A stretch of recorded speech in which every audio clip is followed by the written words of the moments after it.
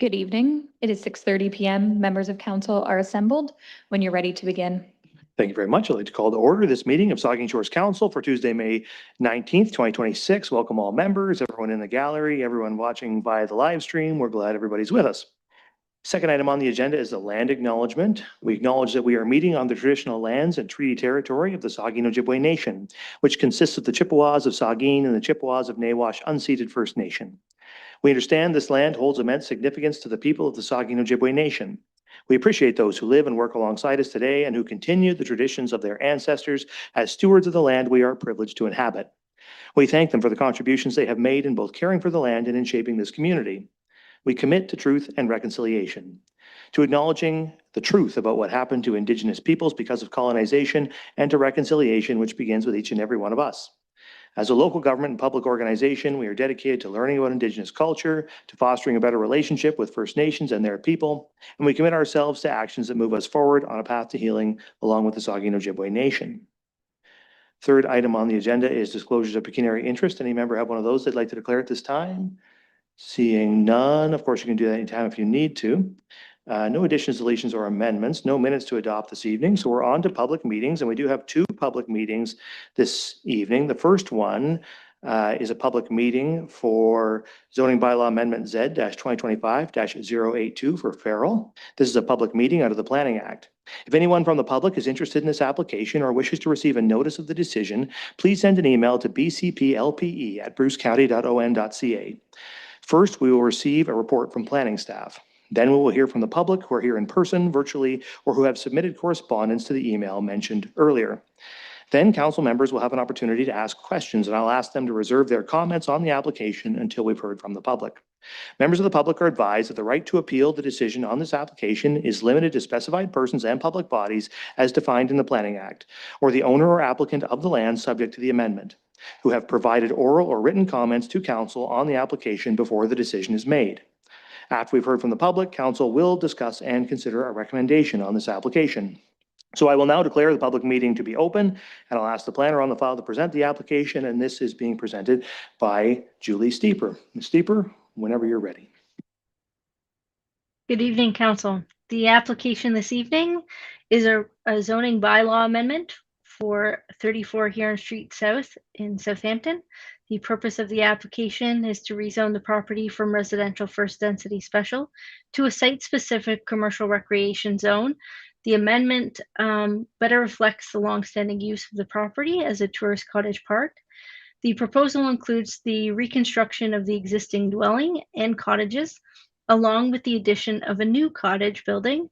While the number of structures will increase from 4 to 5, the total number of units will remain unchanged.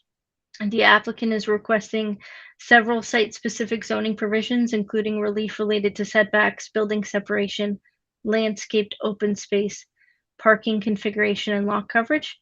These reflect the existing site constraints and historic development pattern. Through the circulation process, town staff did raise concerns. These primarily relate to the configuration and safety of parking and access from Leader Lane, the increase in impervious surfaces and potential drainage impacts, reduced landscaped buffers and planting strips, and the need to ensure appropriate parking standards, including accessible parking. The applicant has responded to these concerns through revisions to the site plan, including providing accessible parking space, confirming a total of 5 parking spaces, and indicating that additional landscaping and fencing can be incorporated. Matters related to drainage, grading, and final site design will be further addressed through the site plan control process.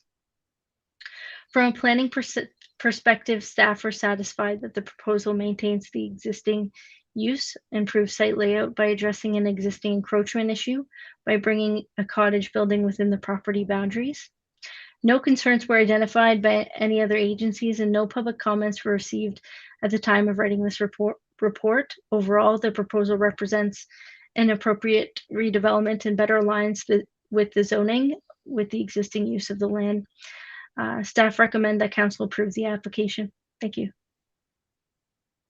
Okay, thank you very much. So we'll now hear from members of the public. I'll ask first if the applicant or their agent is present. The agent for the applicant, if you want to come on up and make sure to state your name for the record. You have 5 minutes.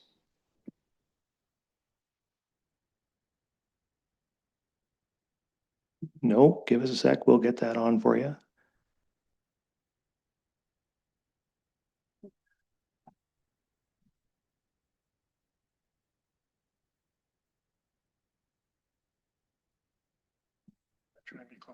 Okay. Test. Yep, there it is. It wasn't close enough. My name's Derek Seaman there. I'm a builder in Southampton. I'm the agent for the owners, Peter and Ann Farrell. So yeah, I think Julie went through the application fairly well. Existing cottage park in Southampton, formerly known as the Maples. The clients bought it and would like to redevelop it. We had a very comprehensive look at the entire property. Went through the buildings, look under the cottages, and the cabins are the accessory buildings essentially, or the main cottages, and then the main house, and they were all unfortunately beyond repair. So the clients wanted to demolish everything, start new on the property, and bring everything off of town property. There were 2 encroachments on Leader Lane. One was a deck and a cabin, or like a little shed, and then the one main cottage actually encroached too, so we're going to remove all that kind of stuff. And yeah, that I didn't really have a whole lot to say other than that. I think it's a good application. We can certainly address any grading issues with the town when we go through site plan control, and address any grading issues or anything else that the town would like us to. Thank you very much, Mr. Seaman. So now I'll ask if there's anyone else from the public here to speak either in support of the application or with questions, concerns, or objections to the application. I don't see anybody in the room jumping up. Is there anybody online? I'll ask the clerk. Nobody. No, the clerk indicates that there's nobody online. Is there any written submissions that were not already discussed in the planning report, presentation, or oral submissions? Through you, Mayor, there was no written comments or submissions. Thank you. So I'll just ask one more time in case anybody's gotten any thoughts since I asked last. Is there anybody in the room who wishes to speak either in support of the application or with questions or concerns? I don't see any interest in that. So I'll now ask if council members have any final questions before we close the public meeting to discuss a recommendation on the applications. Questions from the members, the deputy mayor. Thank you. I know that this is for questions, so I'll reserve comments. There was a comment made by the applicant within their submission about the permeability of the driveway. Is that something that we can build into the bylaw that would enable a permeable driveway situation? It's been gravel there. And there are other places, many other places, even in that neighborhood, that have gravel driveways, and they seem to function quite well. So has that come up, or is that a site plan control thing, or is that something we could put into the bylaw to enable that as a possibility? We'll put that to the planner. If I may, through you, Mayor. So typically the details regarding the surfaces are related to site plan control, but that could be an aspect that's addressed at that stage. Okay. Further questions? I see Councillor Halpin. Then we'll come to the other side. Thank you, Mayor, and through you. Actually, that was my exact same question. Like, if we're concerned about increase of permeable surfaces, why don't we allow more non-pervious or more pervious things like gravel? So, thank you. Okay, very good. We'll come to the Vice Deputy Mayor and then Councillor Grace. Thank you, Mr. Mayor. Julie, it's you to Julie, this is the planner. You mentioned at one point that the units will be increased from 4 to 5, but the total number remains unchanged to 5. I was kind of confused by that stuff. I was overlooking it on the weekend. It appears to me there are 5 units existing. I meant the number of structures. So the number of structures are increasing, but the number of units are remaining. One cottage contains 2 units within it. And so the applicant is intending to separate those into 1 unit cottages, which would bring the count of cottages to 5, and Gotcha. the number of units are remaining the same. Understood. Thank you. And conceptual pool, 16, around 16 by 24, I think, pool, strictly conceptual at that point. That's what it's saying. The planner? If I may through you, Mayor, yes, the pool is simply proposed in the future. It's just a concept. Okay, Councilor Grace? Thank you, Mr. Mayor. Julie, there are 12, I believe, about 12 requested variances, places that the applicant is seeking relief from the zoning bylaw. How many of these are present now and are being brought into compliance by this request for relief? So if I may through you, Mayor, some of these amendments being requested exist today on the site, and through this proposal are being brought into conformance. Speaking about setbacks, so the single detached dwelling existing, if we look at the front yard setback, the required is 6 meters. The existing setback currently is 4.8. The proposed setback is increasing to 6.7. This is like bringing that into conformance with the bylaw. And the single detached dwelling setbacks are being met for the R1 zone. And then the cottage tourist parks, there are some existing setbacks and then an existing encroachment. The applicant is bringing that encroachment into the property, and there'll be a setback of 1.2. And it's an improvement. It doesn't mean those setbacks are meeting the current bylaw, which requires 3 meters. Similarly, the front yard setback for the cottage is proposed to be 5 meters. The existing is 4.6 on site, and the required is 6 meters. It is an improvement overall. Relating to parking, there is a deficiency with the parking as it sits today in relation to the size and the location. The bylaw is correcting some of those shortfalls in relation to the requirements. In the bylaw, there's a section 3.24.8 that basically speaks to additional parking spaces. The use of the property is to remain the same. And so the applicant is asking for 2 additional parking spaces to be added in relation to the number of units. Looking at the bylaw, the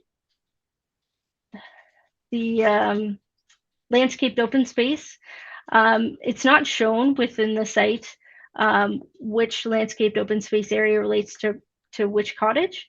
However, the intent is to remain the same. The site is going to be used, that landscaped open space is to be used as a joint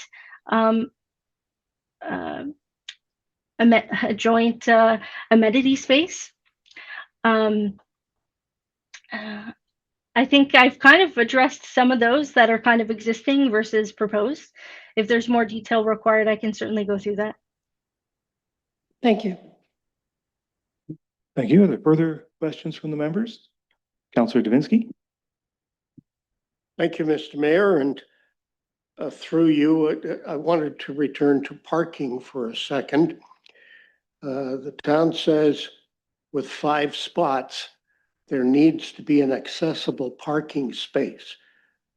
So the applicant has, quote, revised the site plan to provide a larger size to accommodate an accessible parking space on the site. So does that mean there are 5 parking spots for the 5 cottages, which will be there, and there will be a 6th spot for accessible parking? Or is one of the 5 going to be made wider for accessible parking? Could I get an answer to that, please? Yes, the planner. If I may, through you, Mayor, so the accessible parking is being incorporated into the proposed number of parking spaces. It's not in addition, so there'll be 5 parking spaces, one which will be like, which will be a handicap parking spot and will be larger in size. It through you. So that means there will still only be 5 spots. But we That have is correct. I'm sorry.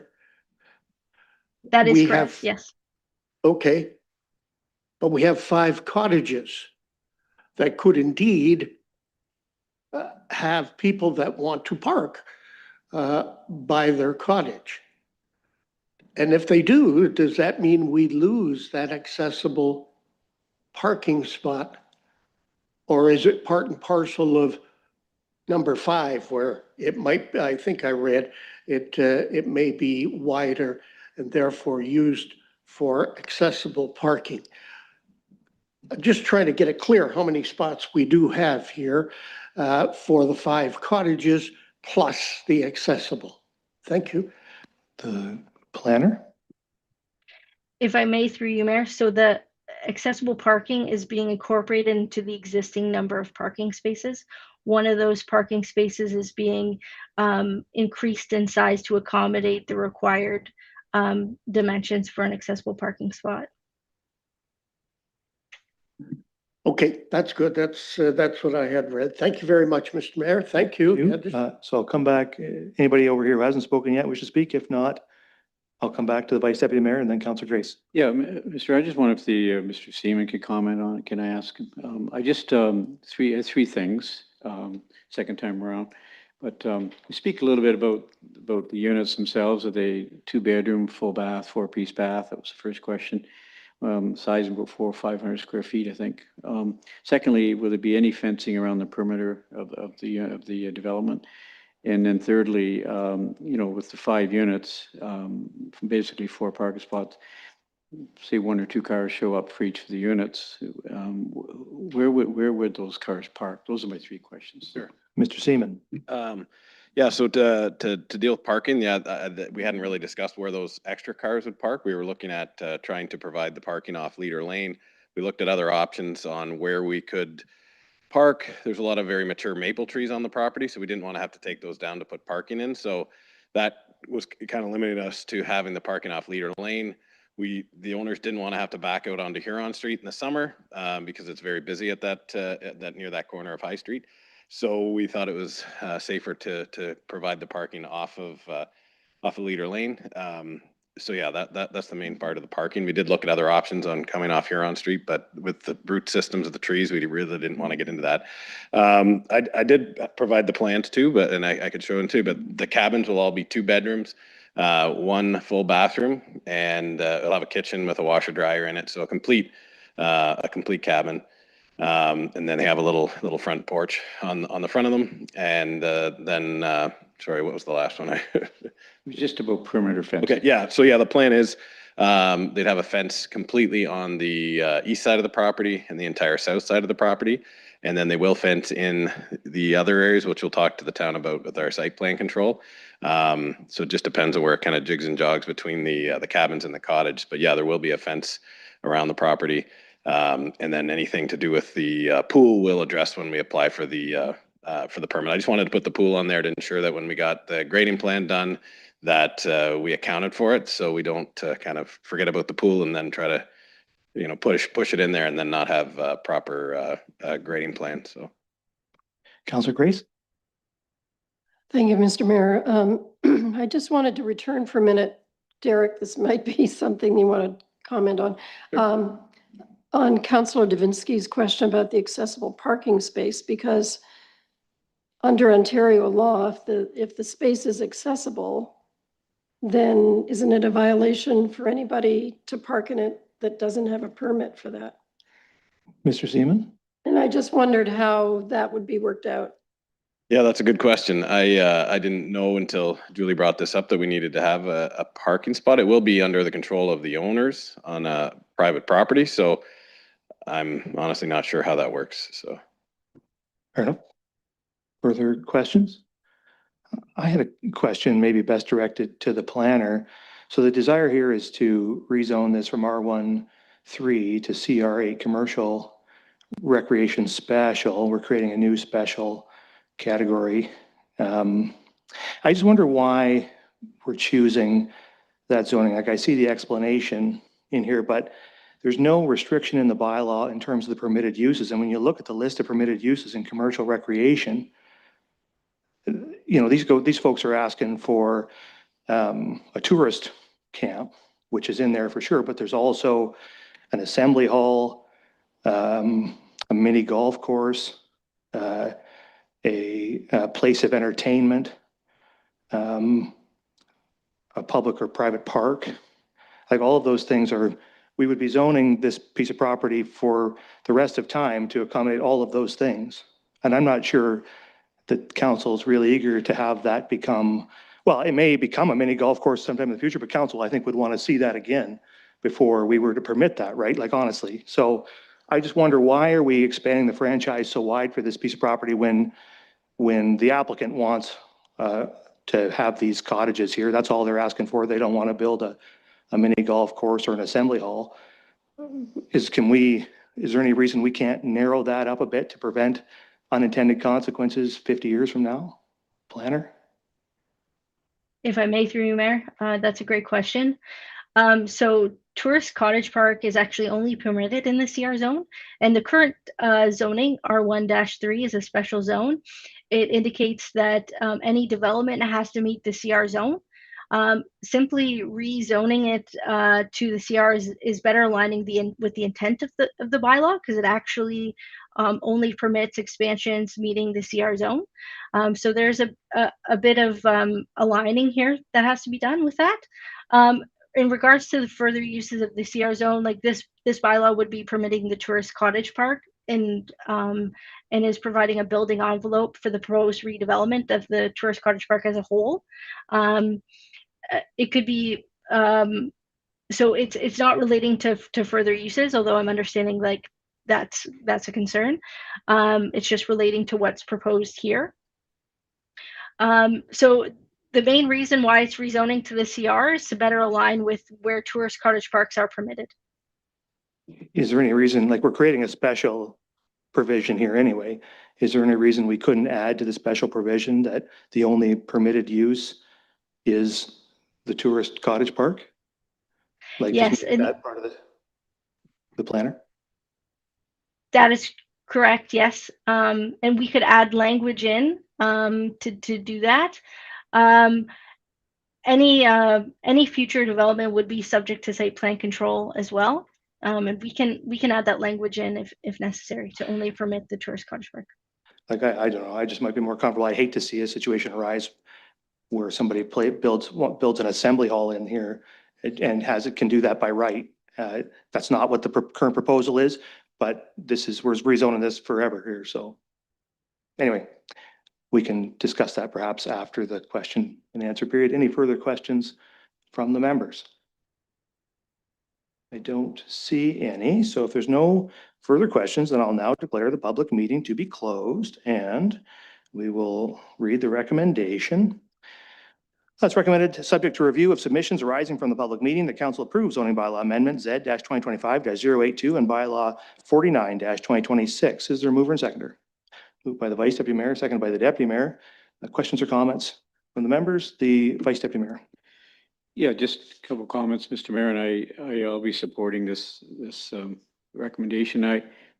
I think it's great that there's a couple of encroachments being removed, and I think we're removing some structures that are beyond the state of repair that Mr. Seaman talked about. And I just think it's really going to clean up that corner, make it look a whole lot nicer. And I just commend the developers for investing the kind of money they are in this development. So I'll be supporting. Thank you. Further comments, questions from the members? The Deputy Mayor. Excuse me, through you. I agree with what the Vice Deputy Mayor just said. This actually is a very old property. It's been a cottage park my whole life and before that. And your comment about the assembly hall, little history lesson, just further down Huron Street at the corner of Palmerston and Huron, there used to be a big arena right there, so there was at one point a gathering spot in Southampton at that location. I would like though so I think this is a great proposal that I have had friends who've stayed in the cottage that fronts onto Huron Street is pretty primitive, so I think this will be an improvement. They had a couple of people there. There weren't enough parking spaces. You can park on Huron Street in the summer anyway, so there were no issues with where they parked. I would like, though, for us to comment, if we can, about the situation with parking. There's, in my opinion, gravel would make sense there. There's concern about the flow of water. Covering that over with a hard surface is just going to shoot water faster in directions maybe that are the intention to take water towards Huron Street rather than to the lane is great, but a better intention is to try and do what we can do to let the water go straight down wherever we can, or to let it sink into the ground. So there are examples, as I said, around that whole area of gravel driveways, and there has been a gravel parking pad there. And I just, and again, I don't think we will see the site plan. So if other members of council think that it's advantageous to enable that as a possibility, is there something we could do to get that into the conversation tonight so that it matters? I will note that we will, if it is subject to site plan control, we will see the site plan. The approval rests with the CAO, but council will see it and have the opportunity to comment when it comes. But that isn't to preclude you taking some action. I think we heard from the planner that it is conceivable that you could add something at this stage. I would want to look to the planner perhaps to advise council as to exactly what the appropriate way for us to include that in tonight's consideration would be. Do you have any suggestions for us, Ms. Steeper?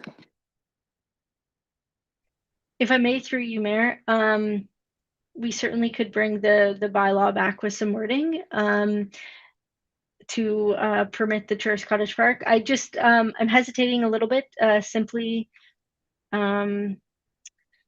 because there is a single detached dwelling with the cottages. So I'm just wondering if Karina may be able to speak further about the wording in the bylaw. Karina Smith? Thank you, through you, Mayor Charbonneau. So we certainly could add that language in terms of limiting the permitted uses to the tourist cottage park, and as Julie has indicated, to include also the single detached building. I am updating the bylaw right now, which we could provide to the clerks for if that is the direction council does want to go. With respect to the question on the permeable surfaces, I might look to the manager for the town to speak to that. The manager of planning development. Thank you for the question. We can certainly look into it further as part of the site plan control process, but I am noting that there are design guidelines and engineering practices that would need to be considered in terms of the surface treatments of parking areas and driveways before I would be wanting to see that comment be brought forward in a zoning bylaw tonight.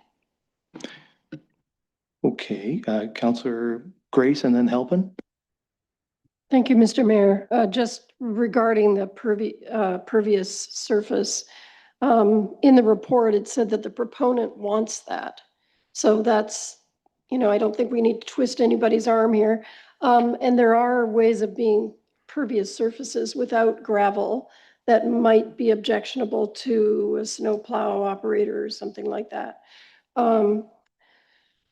Anyway, so I'm not sure if it needs to be, I don't know, we'll have to get the experts here, but I'm not sure if it needs to be in the bylaw, if the proponents want it, if there are alternatives that wouldn't necessarily conflict with Public Works. I think it's a great project, as other people have said, and I support it.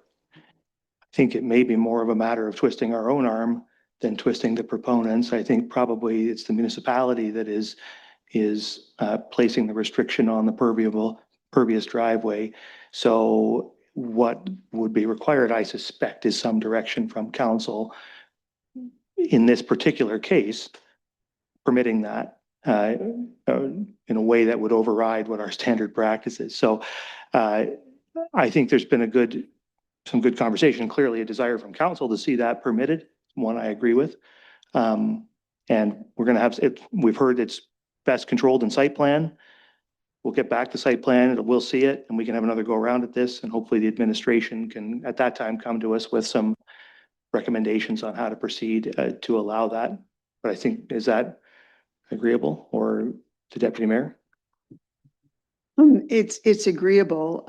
However, other people just put gravel everywhere and we don't seem to comment about that. There's a property on High Street that's just put gravel all over the whole backyard and has a gravel driveway in, and they've put gravel in the front yard in a bigger way than it was there before. And it shouldn't have been there perhaps before either, since our bylaw doesn't allow without a variance front yard parking in that location. So we need to be consistent, and it's not just because there has been a gravel parking space there. And, you know, if somebody else can use that as a reason to make it bigger, add more to it, we should be consistent in enabling somebody else to do that too. So that's, but I look forward to seeing the site plan come back. Thanks. Sorry, I skipped over Councillor Halpin. Councillor Halpin. Thank you, Mayor, and through you. Just on that same topic, like if the concern is a snowplow, one thing that can be done is you could put a strip of pavement or concrete or something for a couple or 3 feet, a meter across there. That would accommodate the snowplow and allow for more pervious materials in there. And I think also just that we should be looking at that. You know, when we're saying we're concerned about flooding, we're concerned about quick runoff and everything like that, yet we're insisting that people have paved driveways when, you know, maybe gravel isn't such a bad idea after all. Just my comments. Thank you. Yep, thank you. Are there further comments? Councillor Mayette. Thank you, Mr. Mayor. Through you, just one comment and a quick question. With regards to gravel, I plow snow off gravel all the time. It's not that hard to do. And there's also those permeable bricks you can put down. It's all kinds of ideas you can do. I'm sure the builder will come up with something good. With regards to the zoning though, if we make this a commercial zone and 50 or 75 years from now, somebody decides they want to purchase that lot and build a home, would they have to come back and make it residential again? It's a good question. Maybe the planner can address that. Thank you. That's a great question. If I may, through you, Mayor. So the CR zone permits single detached buildings for residential purposes, and they are incorporated in the CR zone with special provisions. Nope. Any further comments? I guess I would like council to consider, I don't know, maybe I'm the only one. I would like council to consider narrowing the list of permitted uses on this site. So I don't know, there seems to be some nodding. So did you have some language around that for us, Karina? You said you were working on something. Yes, thank you. Through you, Mayor Charbonneau. So I have just messaged over to some of the town staff proposed amendment that would include a new provision that would state that permitted uses shall be limited to a tourist cottage park and a single detached building. Is there anybody who wish to make that amendment? Moved by Councillor Gray, second by the Vice Deputy Mayor. So any discussion to the amendment? Seeing none, all in favor of that amendment? That's carried. Further comments then? Did you have something, the Deputy Mayor? I was just having trouble opening the zoning map. Where does commercial core end there? how far down to, like, because what other zones are right around this?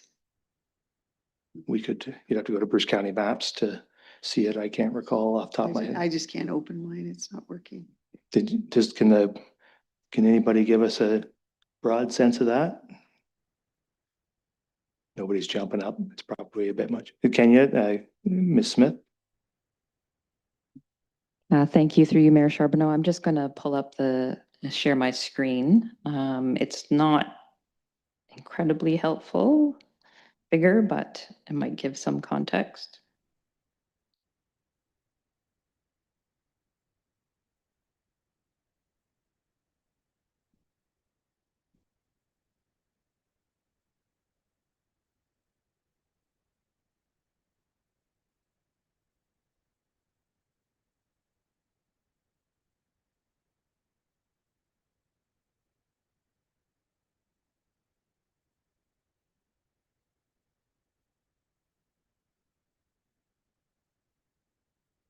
Excuse me, through you, Mayor. So this is a figure from Julie's planning report. It does include a zoning map of the area. So the subject lands are in blue, currently zoned R1-3. The property just to the north is zoned CR, and then the core commercial would be the darker red in the top corner. Okay, is there anything further from anybody? We'll consider then the resolution as amended. If there's nothing further, all in favor? That is carried. Thank you. Okay, so now we're going to move on to our second public meeting. Give me half a second. It's a different document I need here. Okay, so the next item on the agenda is a public meeting regarding the proposed amendments to the town's community improvement plan, or CIP. This meeting is being held to satisfy the requirements of section 28(4) of the Planning Act, RSO 1990. The purpose of tonight's meeting is to present the draft CIP amendment, which would introduce housing-related incentives to support the town's housing objectives. Notice of this public meeting was provided on April 28, 2026, in accordance with the town's notice bylaw. If you would like to be notified of council's decision on the community improvement plan amendment, please submit a written request to the clerk of the town of Saugeen Shores by email to clerk@saugeenshores.ca. Please note that if a person or public body does not make oral submissions at this public meeting or provide written submissions to council before the CIP amendment is adopted, that person or public body is not entitled to appeal council's decision to the Ontario Land Tribunal. As well, if a person or public body does not make oral submissions at this meeting or provide written submissions to the town before the CIP amendment is adopted, that person or public body may not be added as a party to an appeal before the Ontario Land Tribunal unless the tribunal determines there are reasonable grounds to do so. So we'll begin with a presentation from John Hack of Sierra Planning and Management. After that, we will hear from members of the public who are attending in person or virtually, as well as any written correspondence that was submitted to clerk@saugeenshores.ca. Council members will also have an opportunity to ask questions, and of course, I'd ask that they reserve any comments on the proposed amendments till after we've heard from the public. Once the public meeting is closed, council will discuss the draft CIP amendment and consider the related recommendation. So I'll now call the public meeting to order, and at this time, I will invite John Hack, Director of Sierra Planning and Management, to make the presentation. Mr. Hack, whenever you are ready. Good evening, Mr. Mayor, members of council, staff and members of the public. So we do have a short presentation which I will go into, and I believe Ms. Sears is going to just operate the slides for me.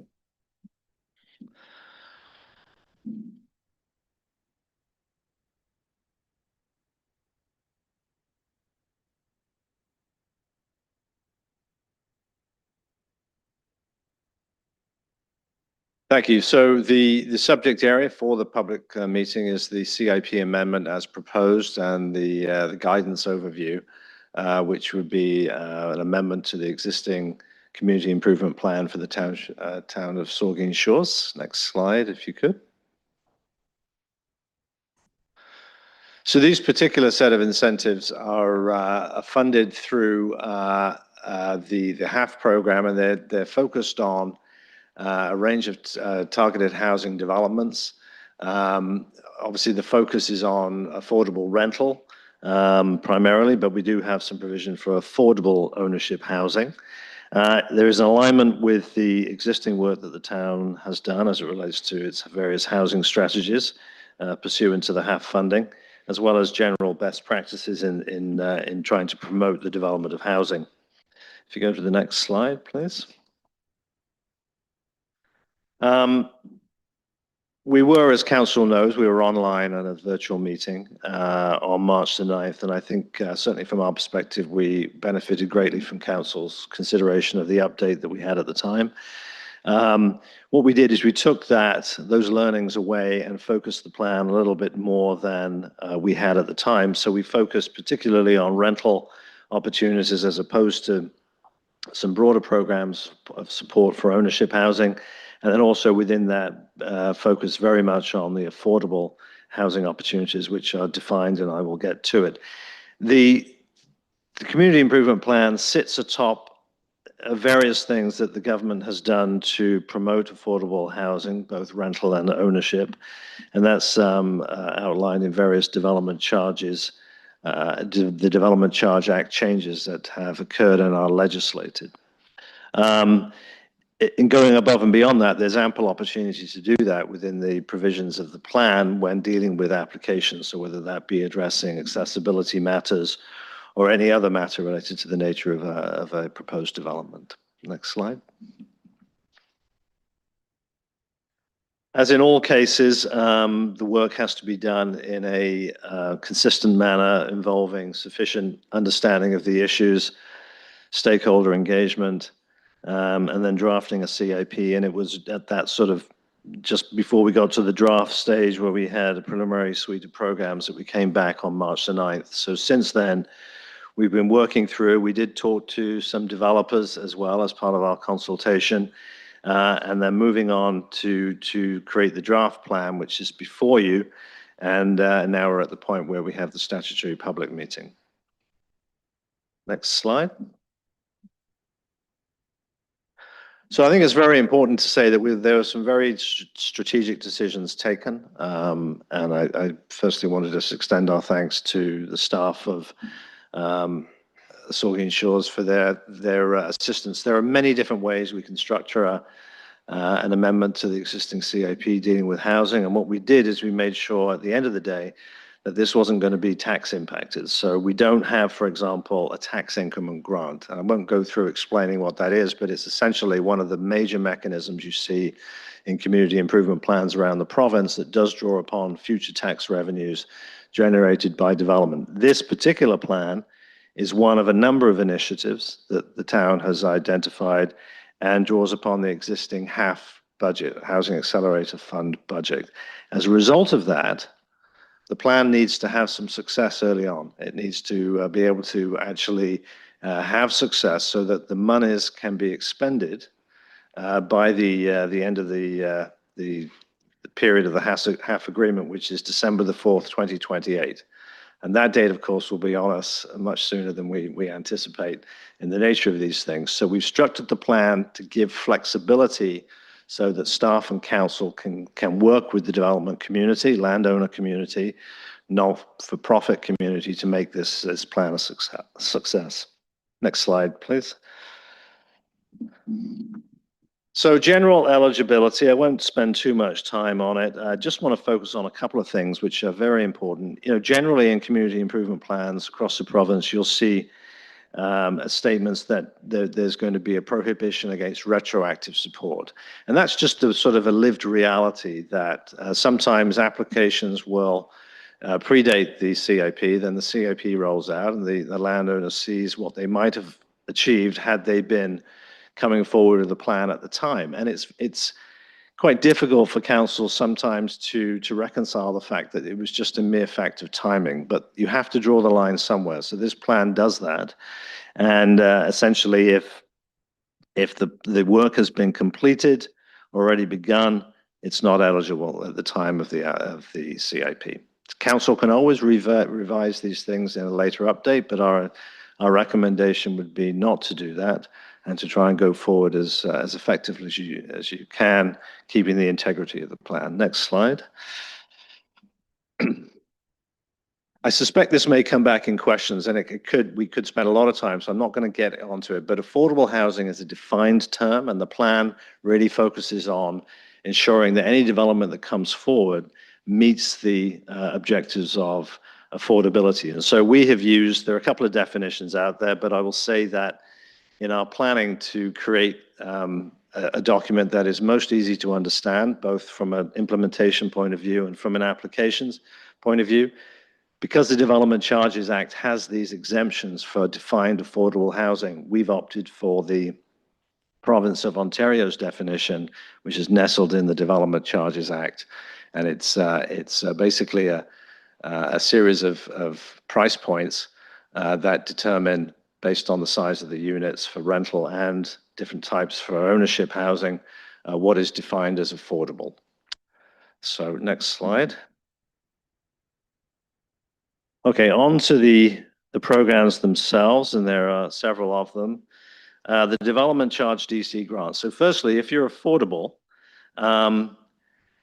the intent here is that you are exempt from DC. So this DC grant is one which is geared to the development of purpose-built rental, and so therefore the supply of rental housing. So whilst we have a focus on affordability, this particular grant, should you choose to use it, would be focused on supporting purpose-built rental. And with the timeline set for the plan, you may have a focus, council, the community may have a greater focus on affordability as opposed to just supply of rental. But the plan has a sunset to it. And so this is one that you want to keep on the books should you wish to use it to support. And the numbers there are just laid out, a maximum of $150,000 provided to any project. Next slide. Program 2. So this is one that, again, this is consistent with the work that the town has done already in making the ability to create secondary and tertiary units within a defined residential lot possible. It reflects legislation that has enabled that. And I know there have been some design guidelines or architectural drawings put forward again to try and help create templates for people to take advantage of this. So very quickly, the grant is a straight assistance in terms of a capital amount. If it's one unit, it's $5,000. If you get as many as 3 additional units, the benefit is increased. So getting that extra unit will take you up to possibly $10,000 per unit. Again, the focus is on the supply of units. And these are almost by definition rental units. And given the nature of them as accessory, the likelihood is they're going to be smaller and therefore more affordable. But we're not pinning this to the definition of affordability. And you do see, for the counties program, for example, does that. We've taken a very clear picture that the opportunity here is to try and prevent hurdles from being put in the place to get these accessory units built. So it's a good policy, and it's one that is flexible. Next slide.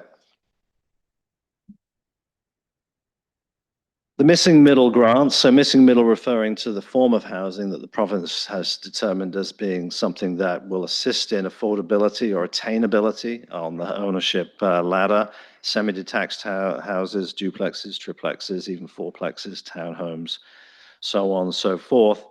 This one is focused only on affordable. And so there is a fairly generous funding provision here, up to $250,000. $50,000 per unit where it is a rental unit, and where it is an affordable ownership unit, up to $30,000 per unit. There are some other provisions there. We start at a minimum of 3 units because we're trying to make sure that we are differentiating this type of housing from essentially single-family housing, so it has to fit with the form of development that I mentioned, townhomes, triplexes, semi-detached, and so on. It's arbitrary, but that's what we think is, again, minimizing the hurdles, starting at number 3. Next program. The fees grant comprises site plan control fees grant, and it's just for the application fee. And it can be combined with building permit fees as well, a maximum of $30,000 per property or less if the amount of building permit is less. So those are maximums. If at least 20% of the units are affordable, then 100% of the building permit fee related to those particular units may be provided. So again, a focus on affordability going forward. And the last program, and I thank you for your time in this review, is municipal property for affordable housing. There's a lot of details there. The idea is that the municipality, as a corporate entity serving the public interest generally, is often a landowner, is often a major employer, and this just follows that continuum of you have resources as a collective to be able to potentially assist projects, and land costs can be significant. So I'll just draw your attention. The idea is where it is appropriate, the municipality may feel the opportunity exists to be able to provide land at below market rates, and that's permitted under the Municipal Act, specifically for certain public interest objectives, which would have to be specified. So I'll just draw your attention to the last bullet point and the eligibility. Assistance only where the town, at its sole discretion, proactively seeks to provide town-owned land for affordable housing. Again, the focus, I think, has to be on a demonstrable public benefit associated with this. Then this is important. There's no obligation on the part of the town to utilize this program. So if I, as a developer, came forward and I was suggesting that you sold a piece of land, I guess you could entertain that just as you would when you have various requests for dispositions of municipal property, and I'm sure there's a policy around that. But this is a bit different. This is about saying, what is the strategic value of us getting involved in either utilizing our existing land or even perhaps purchasing land and then providing it at below market rates. So it's significant, but the aim here is that it should be everything should be conditional on long-term affordable housing. So that's the nuance there. And I think that is the, well, there is a little bit more, just one more thing. So relationship between programs. So there are various combinations. I won't go into a lot of the details there, but the idea here is that it's used strategically and effectively, and combinations are only allowed to happen where they make sense for an individual project. The idea is you cannot take a goodie bag and just fill it with various programs. It's been worked out so that you provide what you should, but not anything more than that as well. Lastly, implementation considerations. Getting going with this plan. I know it's an election year and there is budgets already in place, but getting going and utilizing the HAF spending is going to be important. And so any opportunity to implement this plan sooner rather than later is, I think, a step in the right direction. I will leave it at that. Hand it back to you, Mr. Mayor, and obviously, once we've heard from the public, I'll be happy to answer any questions. Great, thank you, Mr. Hack. So we will now hear from members of the public, either in support of the proposed amendments or with questions, concerns, or objections. So I have one name in front of me, which so we'll start with that individual, Mr. Herb Schmidt, and he's here to speak about it. So Mr. Schmidt, whenever you're ready, you have 5 minutes, sir. Thank you. Good evening. I'm members of Saugeen Shores Council and town staff. Receiving a $3.2 million Housing Accelerator Fund grant from the federal government to help increase housing in our community was an exciting opportunity for Saugeen Shores. Part of that funding has already been utilized. We now have the opportunity to direct the $1.7 million allocated for incentive programs. As both a taxpayer and an advocate for affordable housing, I want to see this money put to best possible use, getting shovels in the ground for the housing that our community urgently needs. Over the past 4 years, I have actively advocated for affordable housing in Saugeen Shores. I am concerned that many people who work in our community cannot afford to live here, and many individuals and families are struggling simply to make ends meet. I applaud this to the town for advancing at least 2 affordable housing projects, both of which I have supported over the years. However, I'm disappointed at the length of time and the apparent challenges involved in getting these projects underway. Now, having said that, I am encouraged that progress is now being made, but it appears to have required a tremendous amount of effort just to get to that stage. I've come to the conclusion that private enterprise must be part of the solution. A major issue facing our community is the overall lack of housing supply, particularly affordable rental housing. Federal and provincial governments both recognize this and introduce initiatives to encourage more housing and construction. My understanding is that Saugeen Shores has already waived development charges for affordable housing projects. I believe that increasing the overall housing supply, particularly rental accommodations, will help reduce housing costs over time. While this may not immediately lower prices in newly built developments, increasing supply creates a cascading effect throughout the market. When supply increases, affordability improves. I encourage Council to pursue revisions of the community improvement plan that can realistically be implemented within the available time frame. We have only a limited window to ensure these grant funds are used effectively. Now, I do have some questions regarding what's proposed tonight, and John, I think you've partially at least answered some of them, but I'll ask them again. One question is, I see the term affordable has been added in more places than there was in the previous presentation. In principle, I agree with this, but I do question how this will be implemented, monitored, and enforced. I guess my question is, how are we defining affordable? And I think you've done some of that, but how will it be enforced? Secondly, I believe we need to have partnership with developers and builders in order for the programs to work as desired. Has the town sought input from builders, developers on these programs to determine feasibility? Now, my third question is more on the overall program. Hopefully it's allowable. Having listened to the presentation of Council on Housing Accelerator Fund earlier this year, I understand my numbers may be incorrect, or maybe I'm not understanding it correctly. About $700,000 was for the initial consultation phase. And with this incentive program, $1.7 million allocated. Now, doing my math, I see another $800,000. And I guess my question is, what is the remaining $800,000 planned to be used for? In conclusion, please continue to work collaboratively with developers and builders as partners in addressing our housing shortage. Developers and builders must be able to make projects financially viable. And while we may not control profit margins, we also do not want to discourage investment and construction in our community. Thank you for your attention and your continued work in this important issue. Thank you, Mr. Schmidt. So Mr. Schmidt had 3 questions there. So I don't know if the consultant and potentially town staff would like to speak to those. The first one was on the question of affordability. How will we implement and enforce the affordability provisions? Anybody want to take that one? Mr. Hack? Yes, through you, Mr. Mayor, and I appreciate the questions. On the affordability, so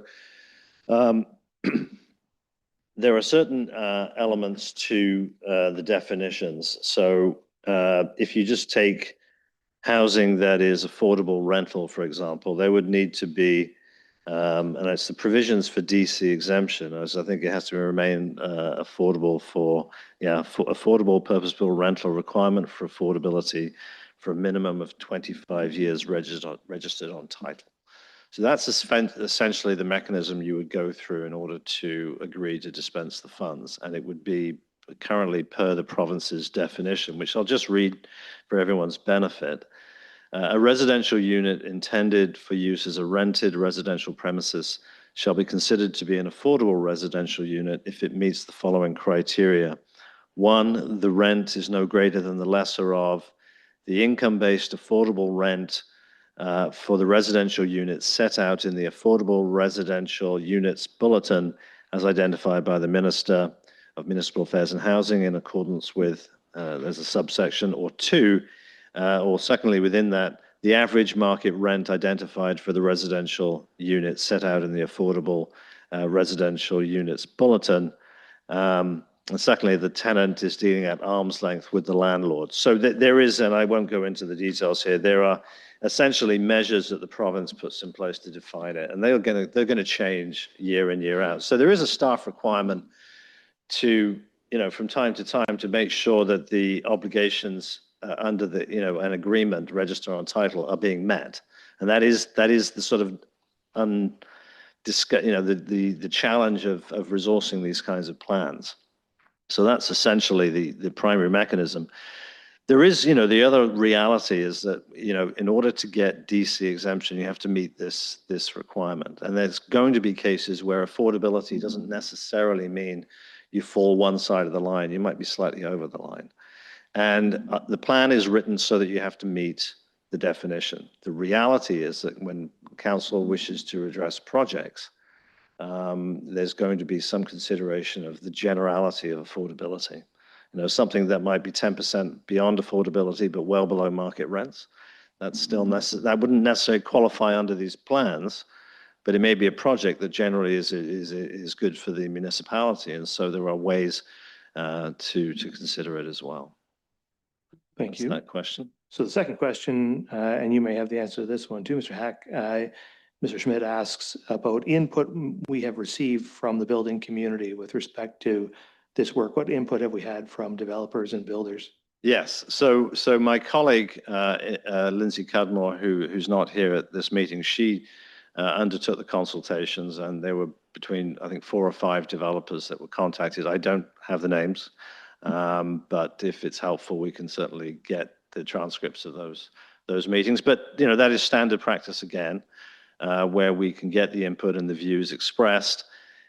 And they help us just clarify how we want to apply the programs, which are generally known around the province, but particular to this location. Thank you. And the third question, probably best put to town staff, is with respect to the half funding itself and perhaps an accounting of what we've spent and how we intend to spend the total sum. Kristen Sears. Thank you for the question. And through you, Mayor Charbonneau, I may just also add to question 2 as well, in that we do also have a developer forum, which we do meet with semi-annually. So we have also provided CIP updates and opportunities to discuss that with developers. And it gives them the opportunity to ask any questions they have and provide any updates on the projects. Just in relation to the funding, so based on what CMHC, our initial agreement was we were approved for approximately $3.2 million for funding. That included 8 initiatives. In addition to that, we have added some additional initiatives, including the Blue Water lands and Concession 10 lands as well. So with those additions, that does leave a remaining balance of approximately $1.7 million. Okay. And do we have plans for the remaining balance at this time? Through you. The remaining 1.7 million would be the allocated total towards the CIP incentives program, but also recognizing that we do have to use these funds before December 4th of 2028. Town staff do plan to continue to monitor those funds to ensure that those funds are spent. Okay, thank you for that. Okay, so now I'll ask if there are other members of the public who are present in the room who wish to speak either in support or with questions, comments, and concerns. Don't see anybody jumping up at the moment, so I'll now ask the clerk, are there, well, first, is there anybody joining us online who wishes to speak to council? No, and then I'll ask, are there any items that have, or any written correspondence that ought to be read into the record? Clerk? Thank you, Mayor Charbonneau. Through you, we have received 3 pieces of written correspondence for this evening's public meeting, all of which have been circulated to council in advance of the meeting. I'll now provide the names and a brief summary of each correspondence, noting the full submission will be included in the minutes to form part of the official record. The first correspondence is from Pamela Jean-Guignil. It raises concerns about recent development not aligning with the area's historic character and encourages guidelines to ensure compatibility with the surrounding neighborhoods. The second correspondence is from Brian Putman. It requests clarification on the full scope of proposed community improvement plan initiatives, additional program details, and alignment with housing goals, while encouraging a focus on brownfield redevelopment. The third and final correspondence received is from Betsy Puthan. It questions whether the community planning permit system addresses broader community needs, calling for stronger protections for heritage and neighborhood character, and noting it does not address affordable housing. That are all the comments received. Okay, thank you. So now I'll ask just one more time. Is there anybody in the gallery who wishes to speak either in support of or with comments or concerns?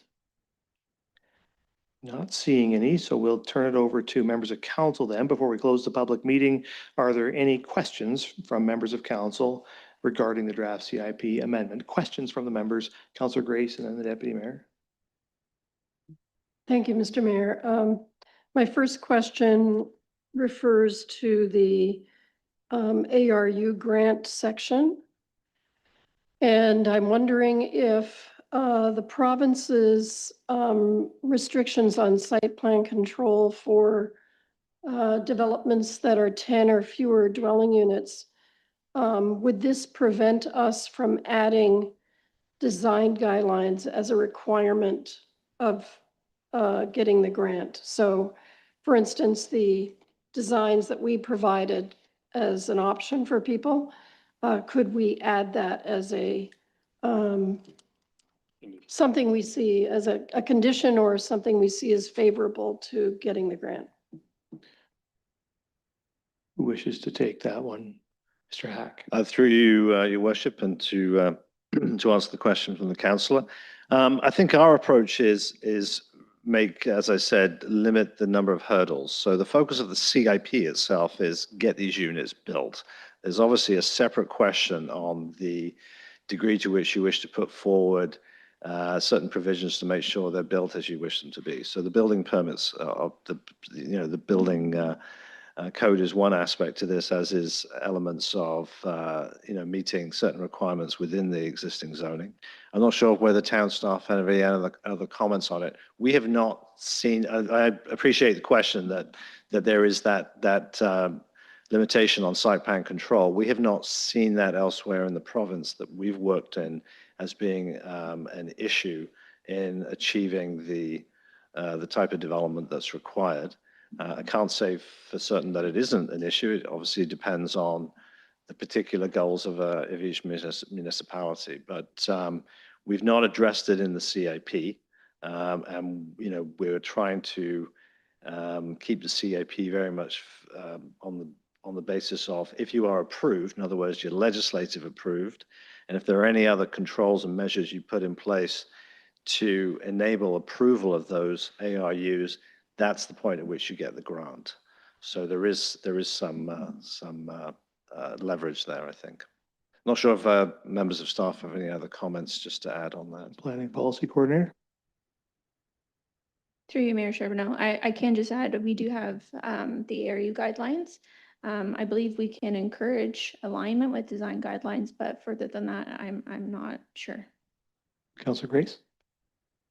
Well, my question comes from a conflict I think we see between trying to encourage that kind of development, but also trying to stay true to I think what goals of many residents are to maintain a certain character within town. So I know I'm verging onto opinions, so I'll talk about that later. I also had a question about the municipal fees grant, and there's a comment about if at least 20% of rental units are affordable, any building permit fees associated with these affordable units will be waived in full, and town has complete discretion in determining the maximum amount to be provided to each applicant. So I'm just wondering, how high are we talking? I know there are some figures that have been mentioned in other places, $30,000 per unit or whatever. Do we have a sense of how high this could be? Through you, Mr. Mayor. Yes, I think it's the term discretion that we use in the plan is that in this particular context, it's discretion up to the maximum. So the goal to create a plan that's fairly easily implemented is if they meet the requirements, and let's just say, for example, their building permit grant was 31, their costs were 31,000, and you felt it was a great application, you would try and strive to provide the maximum of 30,000. You have, though, the discretion to provide less in that regard. So when we use the term, we use it in two ways in the plan. In this particular case, it's discretion up to the stated maximum that you have. And if we were to change those maximums, I think you could argue that that's a material change of the plan. And then the second aspect we refer to in CIPs is that the whole thing is discretionary. So it's not an entitlement to receive any grant. It is an act of council to promote public interest. So no, these maximums of 30,000 would be the limit. And if it were affordable, then in theory, it could go well beyond that. I guess it depends on the extent to which they are affordable units. So I don't want to belabor the point. But again, that is a maximum. You have discretion up to that. So we'll look at our wording, make sure that we haven't, see if we can break it, so to speak, and see whether we can just tighten it up. But that's the idea. Yeah, Councilor Grace. Thank you. My last question is just generally for the public, because I think the use of these acronyms, CIP, CPPS, the fact that CPPS is also involved in the Housing Accelerator funding. I just wanted, because of some comments we're getting from the public and even some of the comments tonight, can we clarify that approval of this CIP amendment would not include at this point CPPS? There was a public meeting on March 31st about this, raised a lot of concerns. It's not involved in what we're talking about tonight. No, through your worship, no, the CIP is a separate process. And you know, the way a CIP works is you're not going to dispense funds if the development in question or the renovation, whatever it is, doesn't have formal regulatory approval, which is the planning function. So whether that be CPPS or traditional planning approvals, you have to have, it has to be a use with planning approval. So that's how the CIP, it sits atop that. It doesn't get involved in any particular approval mechanism. Okay, so I have the deputy mayor, then Halpin, then the vice deputy mayor. Thank you, and through you, I wanted to thank Mr. Schmidt too, because I had questions about the definition of affordable and how you enforce it. If I can, through you, Mr. Mayor, this bulletin gets mentioned all of the time. Can this be something that I haven't seen one for quite a while? Can this be something that can be circulated to all members of council so that we can, if we're so inclined, click to subscribe or something to get whatever updates come out? Because it's a question we get as well. How do you? Well, it's on this federal government thing, and you know, it would be just nice to be able to say, here it is, here's the link, whatever. I had a question related to the development charges exemptions. They're called grants in this document. I'm confused a little bit about why we don't attempt to get some consistency. We were talking last week when we talked about our development charges bylaw about getting in line with the province's new exemption policy. And this is putting a different layer on there. And I know that it says that, you know, the other things would apply and then this could come on top of that.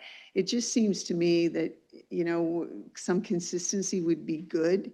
Whether it you know, they match up, or whether every time we hear about it, we could have the links put together, because it sounds to me like this would be potentially more of an exemption than what's in what the province has recently determined, which I think we're going to consider the next time we see it, matching up with the province.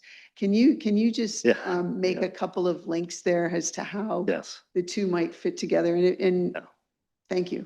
Through you, Mr. Mayor, and I appreciate the question, because it is exactly that. It appears quite confusing. You need to read things a few times, but let me just sort of try and answer that question generally. So firstly, as it relates to affordability, we chose to use the Development Charges Act definition because that simplifies. So as wordy as that is, and the bulletin being as long as it is, that is the mechanism by which the issue of affordability in this plan is defined, and therefore the program's activated.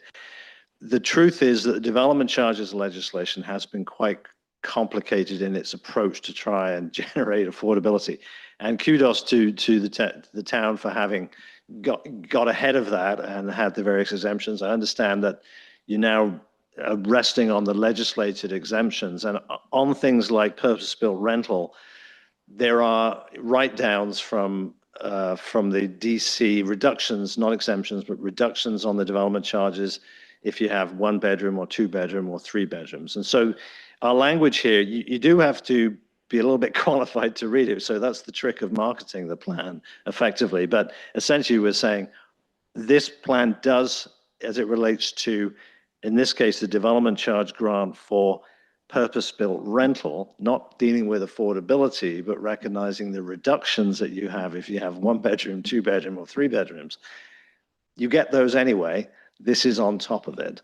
So I fully recognize, the reason I'm smiling is I just appreciate the recognition that it's complex. And I think once you get into a meeting with developers, I think they certainly will understand it. But that is the trick of just trying to create a little bit of clarity. Probably a good FAQ to add to the back of the document might be to set some scenarios up that you can just, so the question gets answered ahead of someone having to wrestle with the document. I'm not sure if that answers your question, but that's it does almost completely.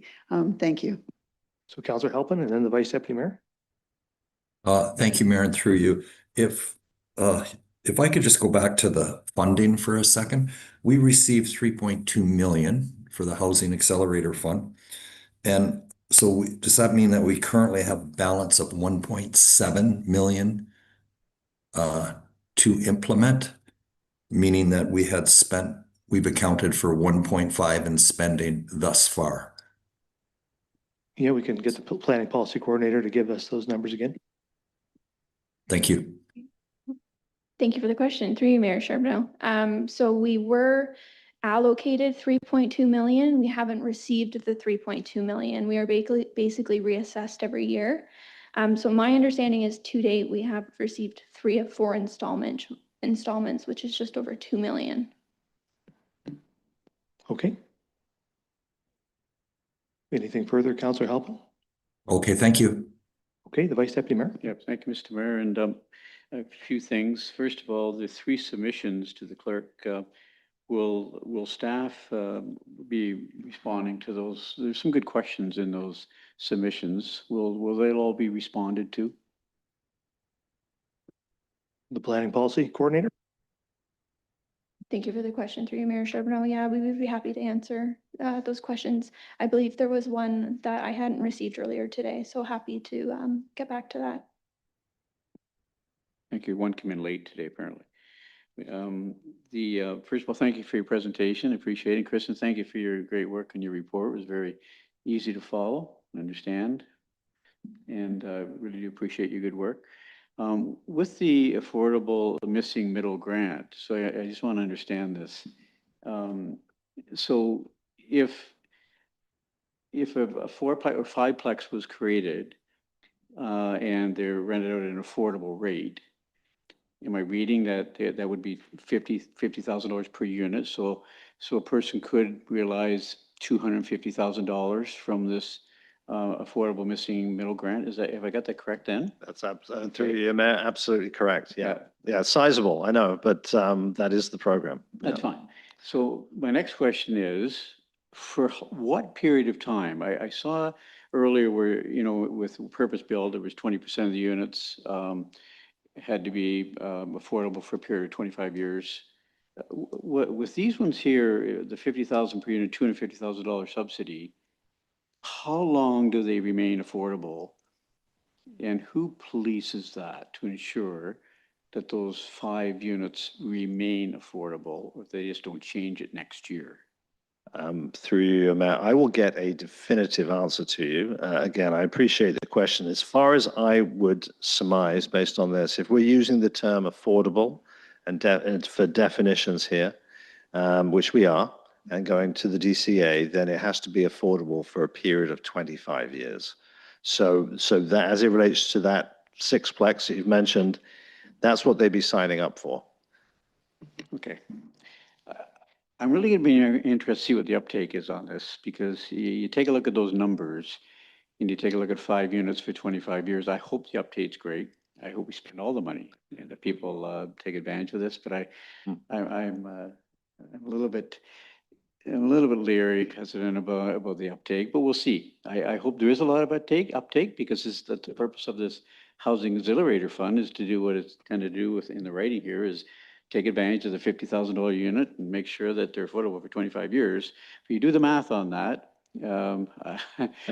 we'll see.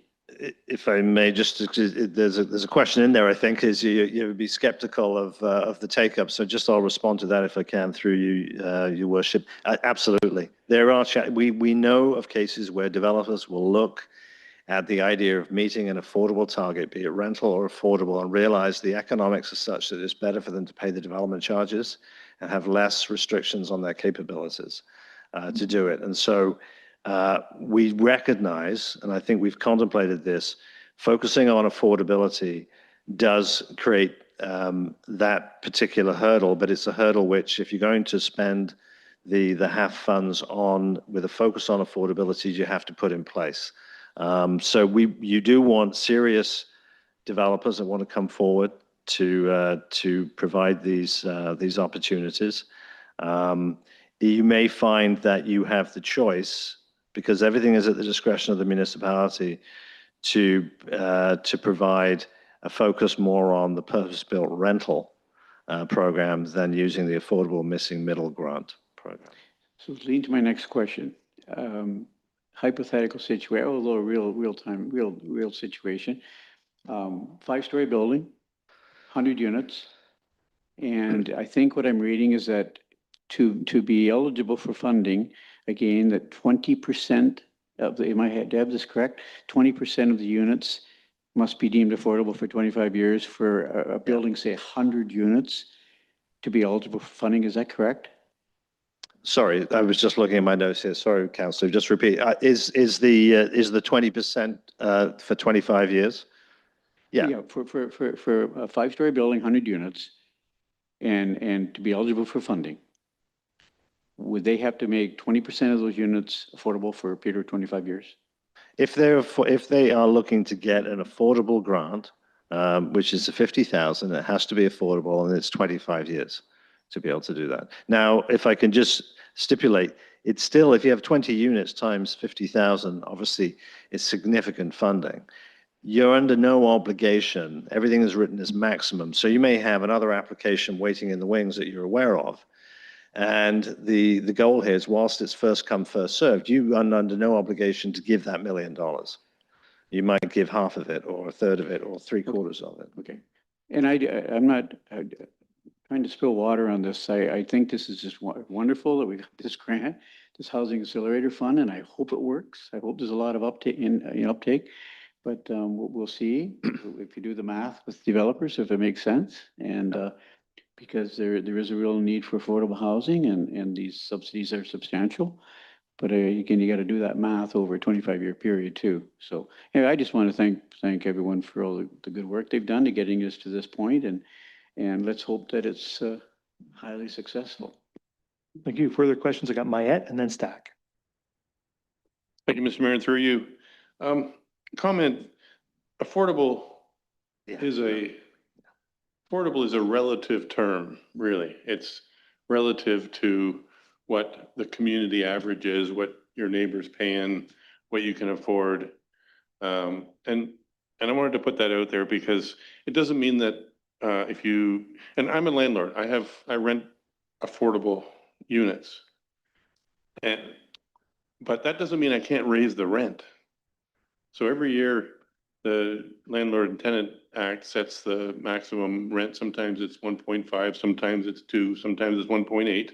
So if you qualified under this program and you had 20% of your units deemed to be affordable, that wouldn't mean that they have to stay the same rate for 25 years. They would still need to be increased with the annual maximums just to keep up with inflation, because I mean, it's relative to the people who are living there and to their income, and presumably their wages will raise as well. So I want to just make that clear. I think it's sort of doesn't need answering, but it needs to be understood that just because it's affordable today, it has to stay relatively affordable for 25 years, but it doesn't mean it can ever go up, right? Just to confirm that through your worship, that's exactly the case. And I think when entertaining these kinds of grants, it needs to be made very, very clear that there's an obligation. Don't come forward unless you're prepared to put in, this stipulation on title for 25 years. Yes, the money, the rents will go up, but they will go up until such time as I wonder whether the provincial legislature changes the legislation, in which case at that time you'd probably have to revisit. So it's a case of there's going to be legal agreements. We can obtain those if it's of benefit, so that town staff can understand what's involved in penning those agreements to ensure that you do maintain affordability. But yeah, just to confirm, the amounts of rents would have to increase. So Councillor Stack, then Davinsky, then back to Grace. Thank you. I just had a couple of clarifications to your answers to the Vice Deputy Mayor. Just for my edification, when you talk about the affordable missing middle grant, we were talking about number of units. There's a cap at 250,000, just so I'm clear. It's not a unlimited number. It's the way you've established this. No matter how many units, there's a $250,000 cap. I just think. Yeah. Okay. Sorry, and thank you. And I should also just confirm that with the example, I appreciate the example. But if you got 100 units, you're in a tower, so you're not missing middle. You're a purpose-built rental. You're a tower. So, but yes, the 250 is the maximum. So that was my error. Okay, thank you. Sorry, I just wanted to confirm so I made sure we were all on the same page. Yeah. I think, and my other clarification I was just asking or thinking through is so, and again, it's to Councillor Grace's set of questions. Is there anything under any of the enabling legislation that would prevent us from adding additional criteria? So to the concern around sort of, I think, character of a neighborhood, if there was an additional obligation we wanted to put on the recipients of the grant, let's say an ARU, is that something that we're statute barred from doing, or could we actually do that?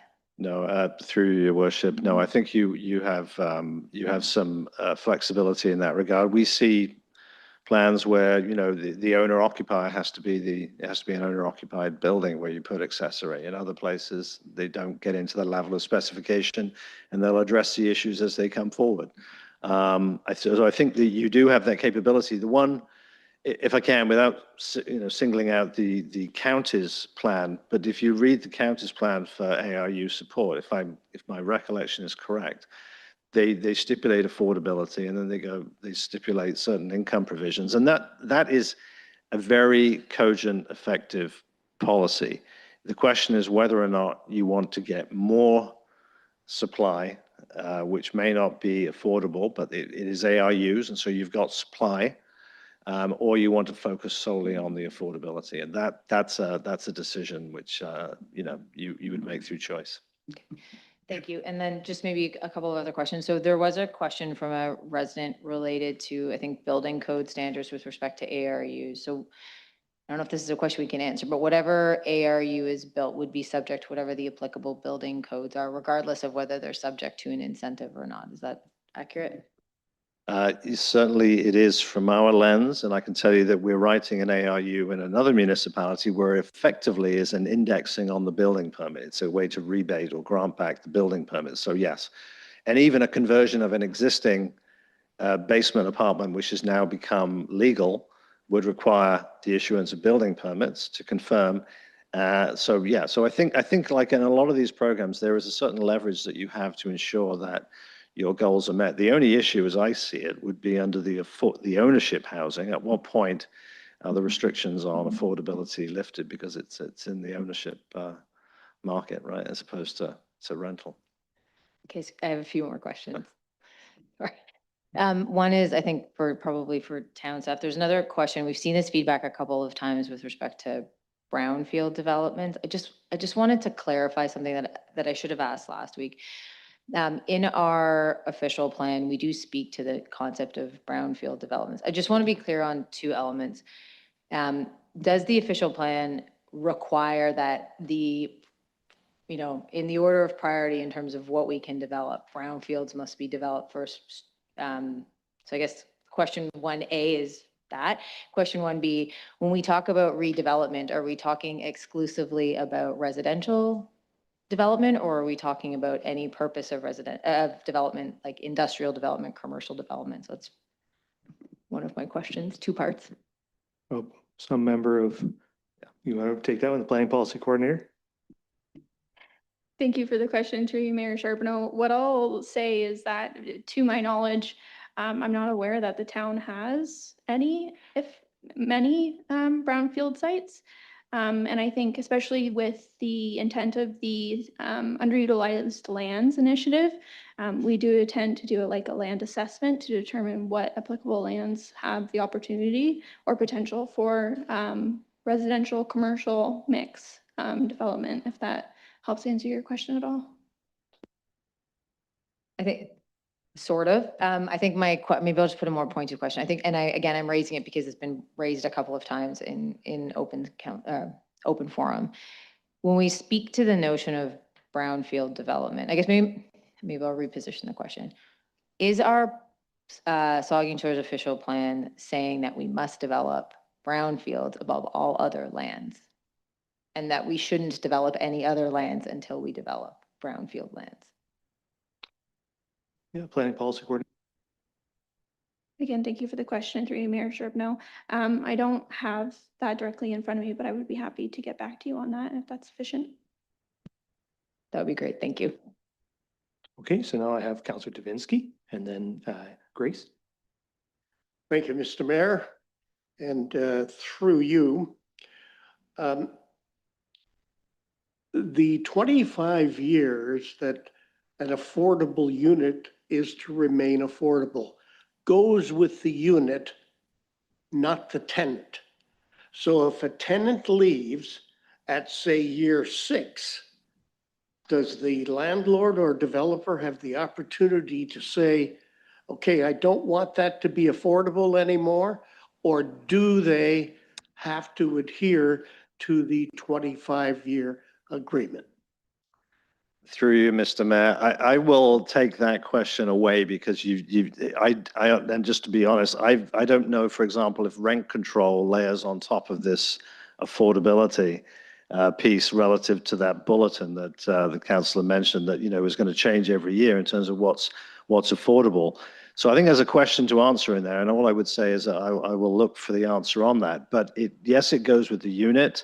And yes, at a minimum, you're going to have to be, or a maximum, I should say, you can't have more than the affordability rent based on the unit type and the province's definition as it stands today. So if for whatever reason the rents were not increased on the basis of that bulletin, when a unit is vacated, I would just, again, I'm going to sort of just think aloud that you probably can bring it up to what the minimum level is. But the point is, it's with the unit and it has to be maintained at that minimum level.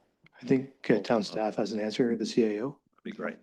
Through you, Mr. Mayor, myself and the municipal solicitor have been working on a few developments where we're looking to resolve or figure out how this works. And those agreements that we put forward with those developers will get registered on title and potentially with the mortgage of the property. So to answer your question, Councillor Davinsky, the agreement would stay with the property and therefore wouldn't matter on the tenant changing. Councillor Davinsky. Okay, thank you. All my other questions have been answered. I just had that one left. Thank you very much, Mr. Mayor. Okay, Councillor Grace. Thank you, Mr. Mayor. A question about, I know in the past, maybe we still do this to evaluate affordability projects, that we have had matrices to do that evaluation. Is that something that we're designing to line up with this grant and these funds? Planning Policy Coordinator. Thank you for the question through you, Mayor Charbonneau. So we do have already the existing affordable housing on town-owned lands policy, which I believe is referenced in this document and is a document we continue or plan to refer to when we have affordable housing proposals, I think especially in relation to Program 6. Okay, yeah, Councillor Grace. But will not be using a matrix for to assess other grant applicants or potential grant recipients? Thank you for, again, the question through you, Mayor Charbonneau. Not to my current understanding, no. Okay, I may just ask a couple of questions myself here. So with respect to program number 5, the municipal property one, is this one that we must create in order to accommodate what we're trying to do with the Blue Water Lands development? In other words, in order to, because some half funding is required to advance that project, is this a necessary prerequisite, adopting this to enable that to happen? Or can it happen under our existing CIP? The Planning Policy Coordinator. Thank you for the question through you, Mayor Charbonneau. Basically, the concession 10 lands in say Blue Water are a bit of a unique scenario. They were already allocated certain funding through half. If say these programs that we're recommending were implemented, they would definitely further support and encourage these types of developments. And I don't think that the concession 10 and Blue Water Lands would be proceeding as they currently are under the existing CIP. Because we need a CIP in order to enable us to provide those incentives. A CIP is a required piece of municipal policy, right? So although we already designated half funding to them, in order actually for that funding to flow, we need a CIP that has the specific funding or the specific program to enable that. So just so I'm understanding clearly, what we're adopting here, if like we need to adopt this to enable that already allocated half funding to flow. Am I right? The Planning Policy Coordinator? Through you, that would be correct. Okay. Sorry, if I could just go add to questions. Sorry, just to add to the discussion. So, the ability to utilize the land market to meet the ends is provided for under the Municipal Act. There's a lot of reference in Section 28 of the Planning Act to enable this as well. Purchase of property, disposition of property.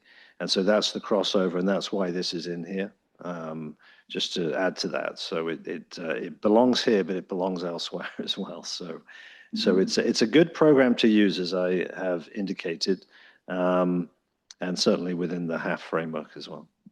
Yeah, just an important piece for council to be aware of as we consider this, that's a very important project, and this is a critical component of that project. The other question I had was with respect to discretion. You've talked about discretion several times here, that a lot of these funding programs establish a maximum, and then there's discretion within the maximum to apply certain amounts of money, right? Or you can give whatever you like inside the maximum. I wonder, how do we exercise discretion? Who exercises discretion? I know there's a committee established under this thing, but there has to be some element of fairness, some element of openness, something that people who are approaching the program can understand. How do we handle that? Absolutely. And so I don't want this to appear that this is a little cloak and dagger exercise in any way. It's not. I think it's important to set out, Mr. Mayor, that the ways community improvement plans work as it relates to private property. So, 20, 30, even 40 years ago, CIPs were sort of seen as you could go in and you can do a lot of public sector work, buying land, streetscape improvements, etc. It's moved on dramatically. So when you see employment land CIPs, for example, the point there is that you are not, aside from the appeal period that follows any decision by council to approve the plan, the operation of these programs is essentially discretionary. You can turn them off, you can turn them on. You can refuse an application deemed to be not complete. And if it is an application that's complete, you don't have to necessarily award any funds. So that said, the aim in the plans that we put together is you recognize evaluation is difficult. How do you adjudicate one versus another, particularly when you've got a pretty good project, but you don't know if it's the best project? So the way we've set up is that those maximums, you should try and target those maximums.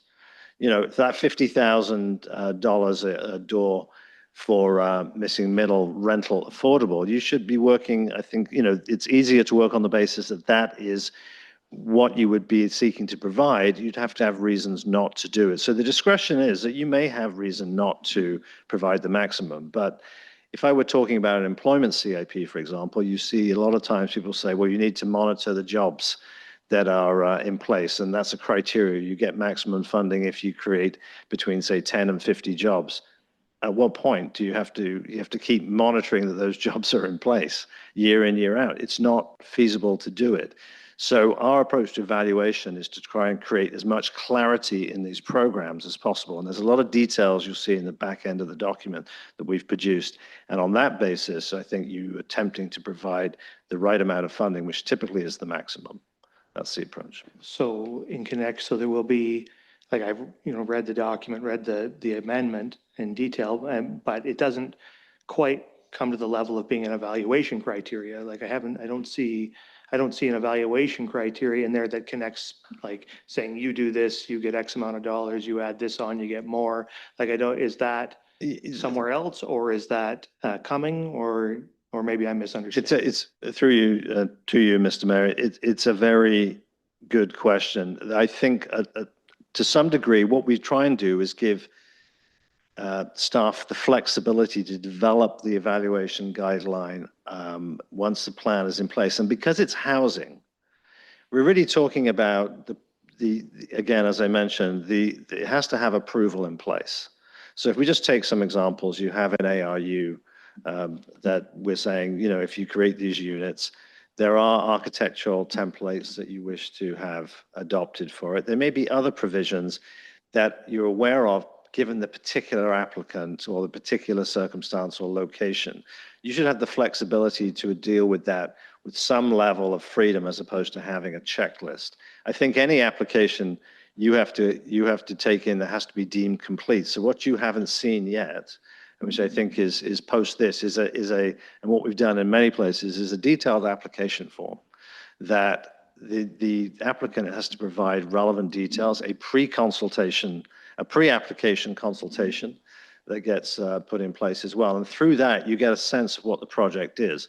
So there are general evaluation criteria, and I think the plan sort of generally speaks to it. But because it's housing, you're dealing with essentially development that should go through planning approval. And so if it is deemed acceptable on planning grounds, and it meets the goals of being affordable and in this case rental, for example, then you need perhaps less evaluation than if this were an application for a major renovation of a commercial property downtown, which has some genuine other questions. And I'm sorry to belabor this, but just to make the point, in those renovation grant programs, there are going to be certain things that you think are in the public interest to fund, like accessibility, better access, better parking access. Should you include a new roof on a property? I'm not sure. So that's detailed evaluation. For housing, dare I say, it's a little bit simpler because you're running through a planning process and it's either good housing or not at the time when you come forward with the application. In other words, but just so I'm very clear here, like there will be, maybe staff can answer this, there will be an evaluation criteria against which you will assess applications when they come in, and so that when Luke's project gets half funding and Mike's project gets full funding, you can say, well, here's why. Put that to the planning policy coordinator. Yeah, to you, and thank you for the question. At this time, we don't have currently matrices provided for programs to be evaluated, but that's not to say that we aren't going to create evaluations. We're still in or trying to finalize the review kind of development process of the programs, obviously prior to implementation, but that is something that's obviously on our radar. If I could just add to that, Yeah, go ahead. my message is very clear. You need to avoid situations where you find yourselves, even with evaluation criteria, arbitrarily saying 50% for this application and 100% for this. In other words, we set this up with the criteria. If you meet these criteria, in for a penny, in for a pound, this is what you need to do. Now, there is going to be a checklist. There is going to be evaluation. You want to know that the development's going to happen, for example. You want to know that there's going to be cross-reference to its planning circumstance. You're going to have to go through, there's going to be public consultation on the development itself. So there's a lot that goes into getting a sense of certainty around the project. But our strong advice is don't try and adjudicate in percentage terms on each application, because you could tie yourself in knots on that. Okay, just one more for me and then I'll be done and I can go turn on to others. But I just wonder there's quite a lot of implementation here and some long-term monitoring, a fair bit of staff resource involved in all of this. Have we evaluated our capacity to implement this? Is it within our existing staff capacity to implement this? We have funding. I'm not certain, I'm pretty certain that this funding isn't going to pay for our staff. Maybe it is, but I doubt it. And it certainly won't pay for staff beyond 2028. And monitoring has to go on beyond 2028. So have you analyzed the impact of this on staffing and or on the capacity of the existing planning services department, maybe the CAO? Thank you for the question. And I just wanted to touch base too on the last question that you posed, Mr. Mayor. So back to you on that. I think that what we're looking for council to do with the community improvement plan is approve the policy. There's a set of procedures that need to be developed in order to implement the policy. What we can do is when we come back with that, the policy for adoption in June, we can have a better understanding of the time frame that I would offer go live. I'm looking to Kristen thinking I haven't talked to her about this beforehand, but those pieces would need to be in place. So whether or not it's an evaluation matrix or what the procedure is, if there's intakes, that kind of thing, we'll need to have that resolved before we open this up. So we can give you a sense of that time frame when we come back for the policy to be approved. With regard to staffing, yes, it is. I think we enjoy the windfall of the half funding, but we also recognize that it was going to pull our staff from doing some of the other work. So we did accommodate that in the business plan this year. But also we have kept Mark Pauly, who's sitting behind me tonight, on as a contract resource to help implement the half funding for us. Okay, that's it for me. Further questions, Vice Deputy Mayor? Yeah, just three quick ones. And thank you for the question about the who pays for the long-term monitoring. I referred to it earlier as policing. I guess a nicer word is monitoring, because someone's going to have to check these things out in 10 and 15 and 20 and 25 years. So that's there'll be answers in the future, I'm sure, on that. But in regards to the 25 years, did we just refresh my memory? Did we set that 25 years that the units have to remain affordable, like in other plans before this, a year or two or three ago? Where did the 25 years come from? Through you, Mr. Mayor, the 25 years is through the legislation. So you can define affordability any way you wish, but by doing so in a way which doesn't meet the criteria of the province, you don't get the DC exemption. So that's the simple answer. Provincial legislation. A simple question, but to our solicitor, I think, just in regards to registering on title, not a big cost, but would that be paid through the Housing Accelerator Fund? Would that be paid by the actual individual that received the $200,000 grant? The solicitor. Through you, Mr. Mayor. I haven't thought of that far ahead, so I would have to look into that and respond later to you. Is that an expensive cost? Is it? So what's the ballpark figure for that? Through you, Mr. Mayor, the actual registration cost is minimal. It's $100 or less. However, there is some search requirements, and then as well as the time spent for preparing the documentation and registration. So there is, it can range anywhere from $500 to $1,000 per transaction. Okay, are there other questions? Councillor Stack?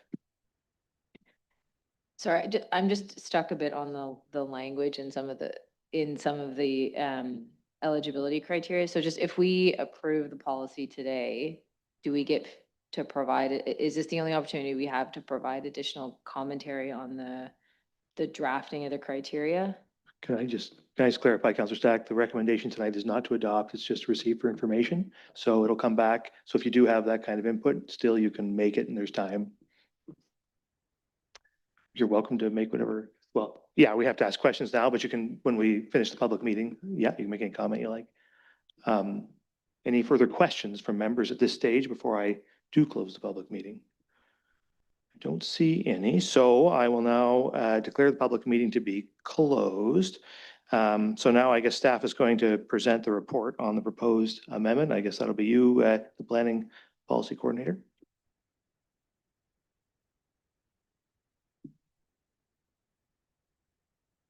So through you, Mayor Charbonneau, on March 9th, 2026, a report regarding the housing update to the Community Improvement Plan, CIP, was presented to Council for information. Feedback received from Council has been incorporated into the recommended programs. This report represents a statutory public meeting to consider the proposed amendment to the CIP with final approval of the implementing bylaws targeted for the June 15th, 2026 Planning Council meeting. So through funding received under the Housing Accelerator Fund, or HAF, the town undertook a comprehensive review of the Community Improvement Plan and is now advancing those resulting recommendations through the proposed amendment, which includes a suite of housing incentive programs designed to address community housing needs. So the proposed amendment, as you've seen, does include minor revisions to the existing CIP, primarily through the addition of Schedule E being the Supplemental Housing Incentives Guide. Schedule E will serve as the operational framework for the proposed programs, outlining eligibility, evaluation, implementation, monitoring, supporting policy direction, and more. This initiative, again, just as a constant reminder, is that it is just one of 8 HAF projects that are currently being implemented and represents one component of the town's broader strategy to continue to support and accelerate housing development in Saugeen Shores. Thank you very much. So there is a resolution that council received the Community Improvement Plan Housing Incentives Update Report for information. Is there a mover and seconder, the Vice Deputy Mayor and the Deputy Mayor? Questions or comments on the resolution? The Deputy Mayor and then Councillor Grace. Thank you. And through you, my comment is the missing middle here includes ownership as well as rental situations.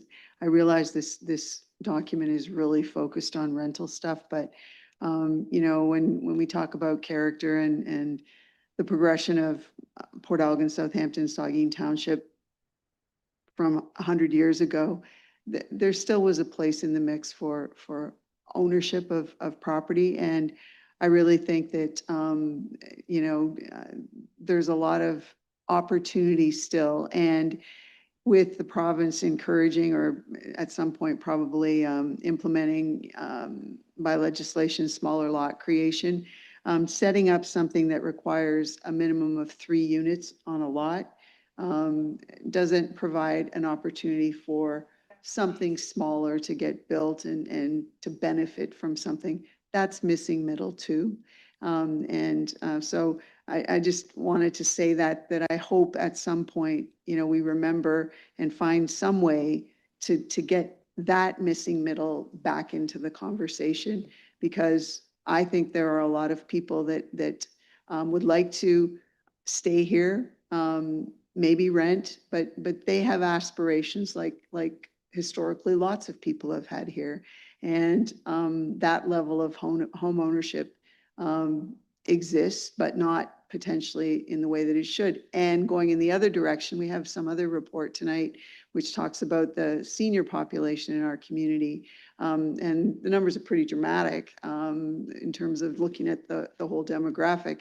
And a lot of those folks who are in houses, they're still active, they still travel, they still do lots of things. They might not want their big house anymore. They're looking to still have home ownership, but not at the level that they had.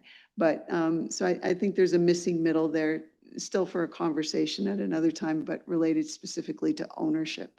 Thank you. Thank you. I got Grace and then Halpin. Thank you, Mr. Mayor, and I would second the comments of the deputy mayor. I want to return to the issue of the ARUs or even the Affordable Missing Middle Grant, and encourage if there's some way that we can strike a balance between adding rental units, adding ARUs, and keeping design guidelines which are within or support the character goals of our official plan. And I think many residents, I think the fact that provincial legislation now allows buildings to go up that look like small apartment buildings within primarily, single family dwelling residential area. I don't think that residents would object to a building with 3 ARUs if it looked more like some of the designs that we provide as part of this grant. But the fact that there's a towering 4-unit dwelling there is upsetting, and I agree with them. So if there's any way that we can work towards that, if this program allows us to get around what we've been told are provincial site plan controls and restrictions, which don't allow us to have any kind of governance over that kind of design, I think that would be great. Thank you. Thank you. Councillor Halpin. Thank you, Mayor, and through you. I like the idea that we have discretion. That discretion that we have is a bit of an insurance policy, and it gives us the flexibility that we need. So I think that's a good thing to be built in there. I'm also partial to the kind of payouts out front, like the discounts on on fees and things like that, that will require less monitoring, I think, than the longer term keeping track of stuff for 25 years. I think this is a great report. Obviously, there's been a lot of work put into it, and I'm just excited to get this going. And I'm really happy with the work that's gone into this, and look forward to this coming back and start handing that money out and getting the shovels in the ground. Thank you. Thank you. Councillor Stack. Yeah, thanks. I guess a couple of comments on the drafting of the eligibility criteria. I don't like this maximum assistance. I know that's assuming going to be addressed with some criteria, but it's unclear to me whether if you're doing 1 unit, as long as you spend $5,000, you get $5,000. If I look at the ARUs, for example, so I just wouldn't mind some further clarity on those criteria. And then I think I expressed this the last time, I have real reservations with the ARUs, because what I don't want to see housing accelerator funding going towards is a family buying a $1.6 million home and adding an ARU to the basement as an offset for a $1.8 million home or something like that. So I'm just concerned that the ARUs will be used, the ARU grant may be used in that context. And then furthermore, I'd like to see it so it can't be used as a seasonal accommodation, because the other thing I'm concerned about is people with larger properties put an ARU at the back of their property and then rent it out seasonally at 3 times the going off-season rate, which then suggests to me maybe put differently, I don't want to be funding someone else's profit center in that regard. Like, I'm all about increasing the housing supply, but I do have some consternation about these types of grants, which do concern me that they'll end up going to wealthier, so not in the primary interest of housing, and rather to wealthier residents who are looking to offset other costs. So I do have some concerns there. Additionally, I have some concerns if I'd like to understand if it's for a developer so that they are going to get the grant and then to put a suite in there in a residence and then increase the price threefold from the grant. Like these are the concerns I have. I'm not fully opposed to it, but when we look at these types of incentives, I'm just concerned that they get used less than in an ideal fashion. So I'm just cautioning as we go forward to be aware of those types of usages. Thank you. Further comments from the members? Well, I just echo Councillor Halpin's comments. I think this is a good suite of policies. I think we've seen success in Saugeen Shores in particular with targeted DC reductions to incentivize the construction of certain housing forms that we want to see built. I think, and it is a bit of a challenge, and the deputy mayor kind of alluded to it in one of her comments about the layering on of all these conversations we're having week after week of a bunch of different things that ultimately come together. And the one we had last week about development charges certainly overlaps with this. But I think if you think of that as a piece where we've got a series of provincial incentives set in there for DC reductions, you've got, a potential at least for the municipality to provide some kind of phase or reduction or discount to the DC, on top of which you can layer in what's here, which is fully funded. So that's a DC reduction that doesn't impact our capital plan because it's funded by the federal government. So, I mean, so we can further reduce those kind of costs. I really think the DC reduction is the most effective tool we have to get particularly purpose-built rental built. That has been the crux of our success to date in the last 2 or 3 years, in my opinion. So I think continuing that, using Housing Accelerator to look a little different in the coming years than it has looked if we do the changes we're talking about, but it will, I think, have a similar net effect. And I think, so I think that's very positive. And many of the other grants are good ones as well. It'll be interesting to see, as the Vice Deputy Mayor pointed out, what the uptake is, but this will all come down to how we market this whole thing. I mean, it's going to take a really high quality marketing effort to simplify this enough so that folks can understand it and understand how they might benefit by it, so that they will be incentivized to do something. I mean, what we're trying to do here is get people to reach some kind of tipping point in their mind where they're willing to make an investment because of this that they weren't willing to make otherwise.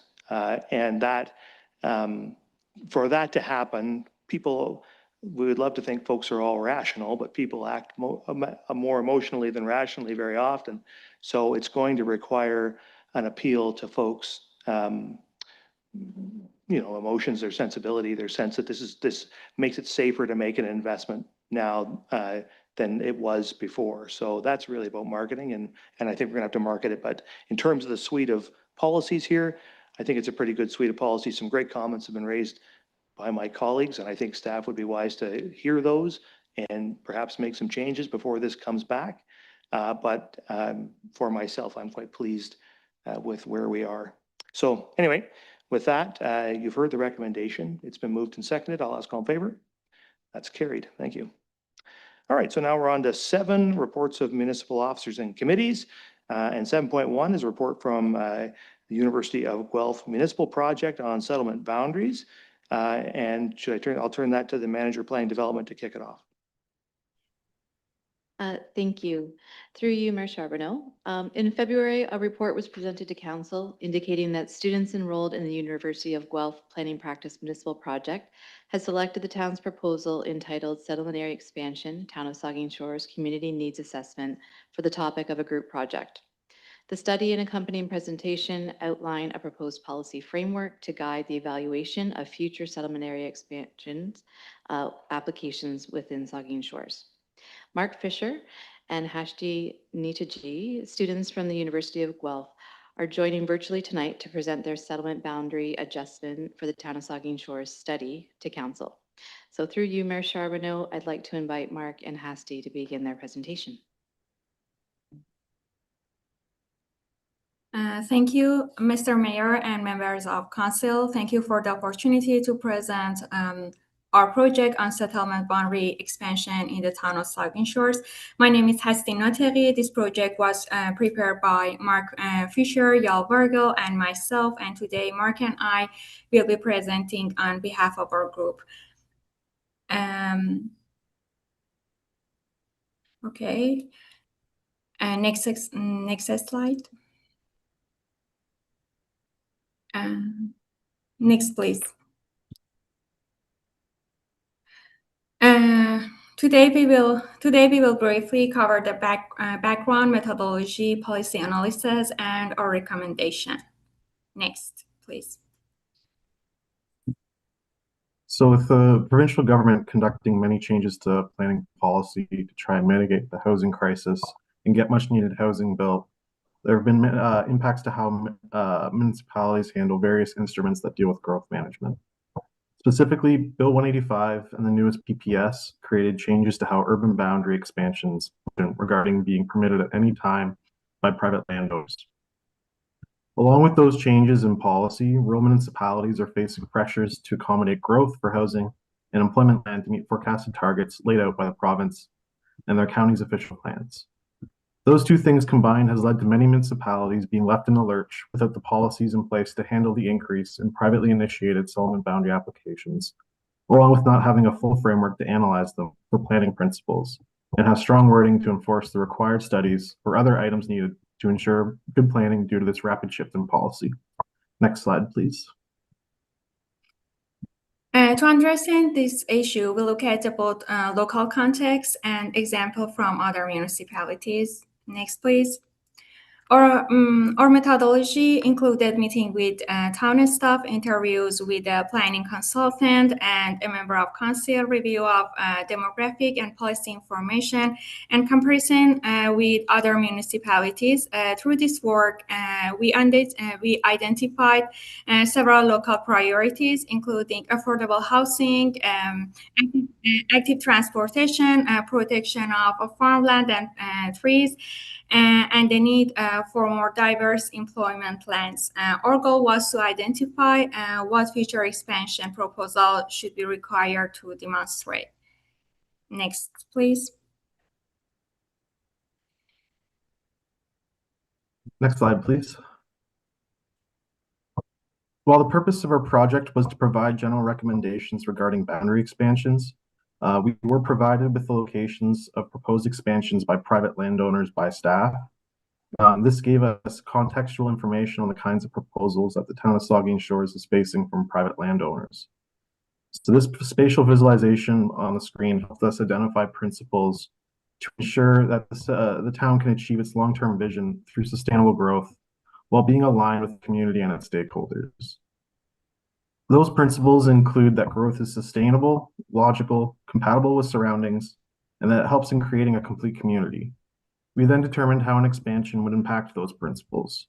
Things like servicing. Is it able to be serviced by the municipality, or would it require septic? Are there nearby properties that are privately serviced? Would there be demand in the future or any impact on the municipality in that regard? Connectivity was another topic. Our findings identified active transportation trails as a key aspect for the community and the tourism industry. So the ability of an expansion to connect to biking or walking trails and enhance them further would help in terms of complete community goals. Next up, logical growth and compatibility with surrounding uses. So ensuring there's no leapfrogging or avoiding infill opportunities within the existing boundary. This makes the phased growth logical and it helps to avoid servicing connectivity. Avoid issues to servicing and connectivity, sorry. In terms of compatibility, we found that with population growth comes the opportunity for more diversified workforce and an economy, leading to needing more employment land. This means planning long-term where your employment lands will be to avoid a patchwork of non-compatible uses. Another aspect related to compatibility, but less so evident from a spatial lens, is the complete community principle. So ensuring that new residential developments are walkable, they have amenities close by, and are contributing to solving housing affordability and attainability are all important aspects when considering boundary expansion proposals. Next slide, please. So we explored other areas that we thought were similar to what the town of Saugeen Shores is expecting regarding growth and its strengths to see what could work best. Next slide, please.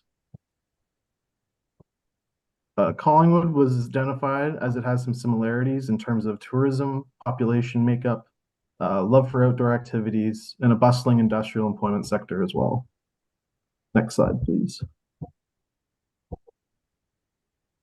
Beyond Collingwood, we also looked at other areas for how they've dealt with settlement boundary expansions from a policy lens and how they evaluated them from a planning principles lens. So we looked at Hamilton, which created a three-part framework to manage the urban boundary expansions and to deal with the lack of guidance that existed within their official plan at that time. Their framework provided us with guidance and concepts to look for when evaluating applications, and particularly their sections on agricultural systems, infrastructure, and land use compatibility were of note with the items they required for submissions. Next slide, please. We also looked at Center Wellington as more of a rural example for dealing with settlement boundary expansions. They conducted an official plan amendment in 2025 that brought over 358 hectares of land into their boundary for growth needs. Collaborating with Wellington County, they avoided making key mistakes that would lead to the fragmentation of farmland, isolating certain properties, and ensuring growth remains logical. All three of these comparables helped provide us with ideas for how to address the needs for the town of Saugeen Shores and their expansions. Next slide, please. Next slide, please. The Provincial Planning Statement 2024 gives important direction for settlement area expansion. The key message is that expansion should not be the first response to growth. Existing settlement area should be used more efficiently first through intensification and redevelopment. The PPS also says that additional land must be justified based on need. So expansion cannot be simply be assumed because land is available or because private proposals come forward. Servicing capacity is also essential, and growth should be phased, connected, and orderly. Expansion should avoid scattered development and minimize impacts on agricultural lands. Next, please. For Saugeen Shores, this means a future expansion should be evaluated carefully. Expansion may be appropriate in some cases, but only where it is justified, serviceable, phased, and aligned with long-term planning. It should also support housing choice, efficient infrastructure, and a complete community. Next, please. We also look at Wellington County as an example. Wellington developed a framework for reviewing urban boundary expansion, a request including a policy framework and evaluation framework. And this is useful because it shows how a municipality or a county can create a clear tools to evaluate expansions proposals before decisions are made. Next, please. Based on our research, our recommendation is that a Saugeen Shores plan for affordable housing and diverse industry, while also a clear framework for future settlement boundary expansion proposal. Future growth should support local needs, not just add more land. Next, please. Ultimately, our report concluded that there is a need for policies that allow the county and the town of Saugeen Shores to be able to assess boundary expansions consistently and effectively to meet good planning principles at the county level. We identified conducting a land needs assessment to ensure proposals meet criteria to be included in the settlement boundary and prove how servicing will occur and not preclude future development. These are important to ensure that sustainable growth is aligned with the needs of the town. And at the town level, we identified the need to create policies that ensure land use patterns remain consistent and logical, keeping residential areas residential and industrial. And finally, we recommend having wording that ensures proposals are contributing to complete community development and fulfilling a specific need of the town to ensure that proposals are meeting the goals of the town and its residents, businesses, and community stakeholders. Next slide, please. Thank you for the opportunity and for your time. We welcome any questions. Thank you. Okay, thank you to you both. And there is a resolution that council received the University of Guelph Municipal Project Settlement Boundary Adjustment for the Town of Saugeen Shores Report for information. Is there a mover and seconder for that? Moved by Divinsky, second by Grace. Questions or comments? The Deputy Mayor. Thank you, and through you. First of all, let me just say, I wish when I was at university, I would have had an opportunity to do a real life project and present like you have. So kudos to you. I don't know how far along you are in your programs, but excellent presentation. Thank you very much for that. I did want to ask a couple questions though. On the mapping that you've got, so I know we're just receiving this for information, but on the mapping that you've got, the five, I'll call them blue marks. There's one in the Southampton and four in Port Elgin, or close to Port Elgin, a couple are in the township. Those are not necessarily being recommended for boundary extensions or expansions, but have come into the mix via developer and private requests. Am I correct in that statement? One of you guys want to take that? Through you, Mayor. Yeah, through your Mayor. Through you, Mayor. Thank you. Yeah, those were provided through staff. We're not recommending any. Our project is to provide general recommendations regarding boundary expansions. So overall policy framework, we're not making recommendations on any specific properties. Thank you for that clarification. I just was concerned if people read the report and just looked at it at face value, they might misinterpret that. So that's good. You made a comment, and I very much like, and I may quote you, expansion, the first response is not the first response to growth. I like that. You did make a comment about residential being, the potential expansion being close to amenities and that sort of thing. And then you made a comment about employment lands, and then later on about the need for the desirability of a lands needs assessment. Just based on what you've done, what would make for good employment lands? Because you did give a couple of examples of how you might kind of do some check marks with residential ones. What would be something that would fit in with the employment lands that we could look for in a lands needs assessment?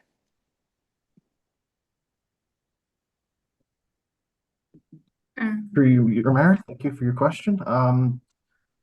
So a lot of our policy writing for the town of Saugeen is a lot of it's general, but there are some servicing requirements.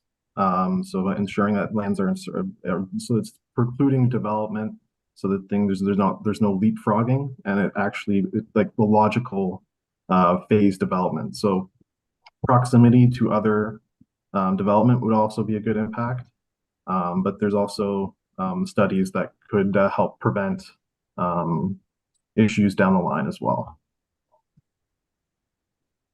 Thank you for that. And just one other comment. I really appreciated the inclusion of a lot of tourism related data.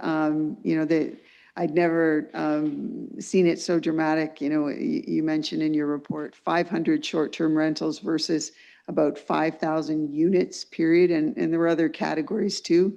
That's pretty dramatic. So I really appreciate you including that. But again, thank you very much for the report. Thank you. Who do I have next? I guess Councillor Grace and then Halpin. Thank you, Mr. Mayor.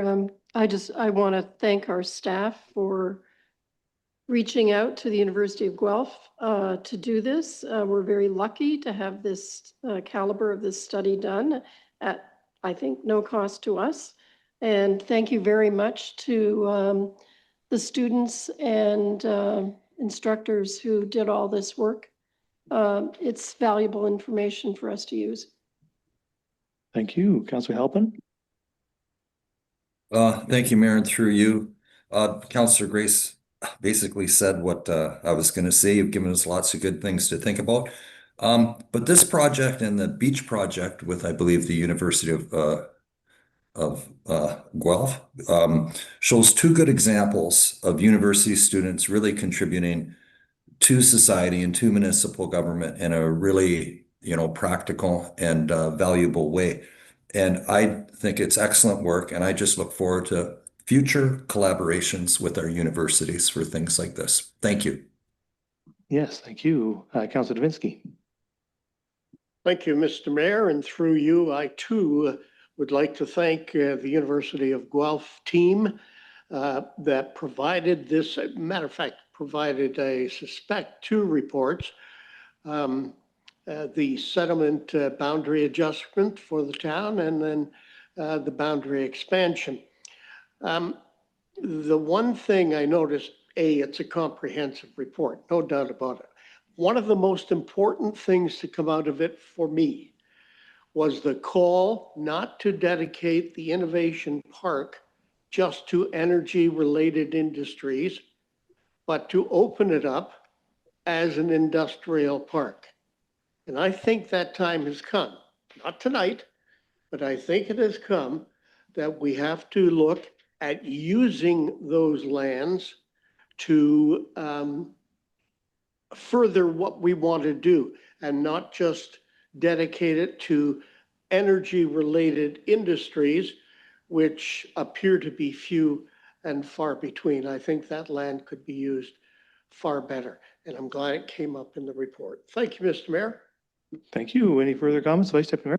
Thank you, Mr. Mayor, and thank you to all three for your presentation. And I'm just wondering, did you have the opportunity at all when you were doing your fine work to reach out to any of our land developers, landowners, in regards to the settlement area?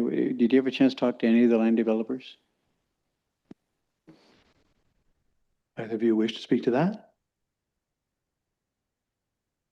Through you, Mayor, thank you for the question. We didn't speak with any of the private developers. We did speak with a planner who represented the landowner for those privately initiated boundary expansion requests. So we spoke with I believe his name was Dave Aston. Dave Aston, yes, thank you, Asti. So no, unfortunately, we didn't speak with developers, landowners directly. Okay, any further comments at this time? Well, thanks to you both for your work on this. You've heard the comments. Folks liked it, and I would encourage you to keep an eye on the town of Saugeen Shores in the years to come, and I suspect you'll see the results of your work play out on the ground. So good luck in the rest of your studies, and always remember, we need good planners in Bruce County, so keep your eyes up here for job applications when that course is complete. All right. So the resolution has been moved and seconded. I'll ask all in favor. That's carried. Thanks, guys. All right. So now we will look at 7.2, site plan control application SP-2026-007 for 1032 Goddard Street and the manager planning development. Thank you. Through you, Mayor Charbonneau.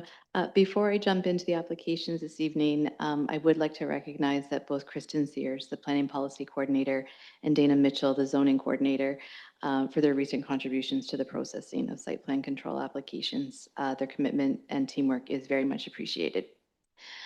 So moving on to 1032 Goddard Street. This application is proposing the construction of a 5-story building with a commercial unit on the ground floor and 27 residential apartments on the upper floors at 1032 Goddard Street. In 2025, the property was redesignated and rezoned to facilitate the construction of a mixed commercial and high-density residential building.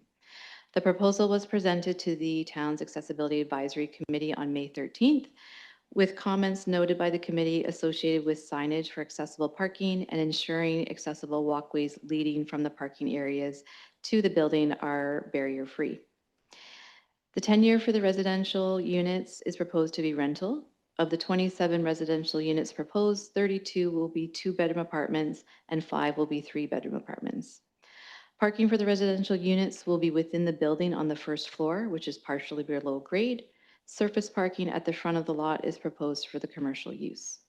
The landscape open space for the area, sorry, my apologies. The landscape open space for the site is proposed to be 40%, which is above the 30% minimum required. The standard agreement is proposed to be used for the site plan control process, covering adherence to the approved drawings and other typical obligations. This concludes my report, and I'm happy to take any questions. Thank you. There is a resolution that council received the site plan control application SP-2026-007, 1032 Goddard Street report for information. Is there a mover and seconder? Moved by Grace, seconded by Divinsky. Discussion. Councillor Stack.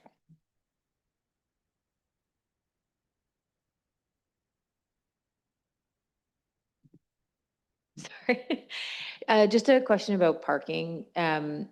So just where this building is located, do we have any concerns about visitor parking? Because there's, as I understand it, there's going to be the first sort of subfloor of the building is parking, and then the rest would be the sort of road level parking would be for commercial. I guess my concern is, you know, yeah, where are they going to park if they can't park underground if they have a visitor? Because there's really nowhere else for them to go.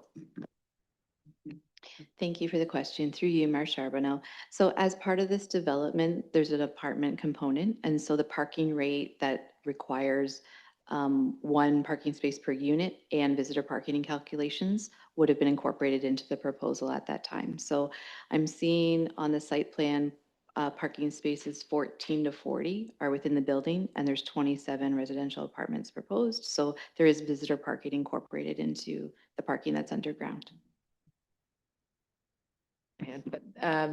Okay, I just want to flag it that if the units range from 1 to 3 bedrooms, I'm just concerned, like I'm just flagging my open concern with the parking, given that specific location is just really not ideal for additional parking. So it would be nice to understand if the visitor parking can expand onto the commercial side when the outside of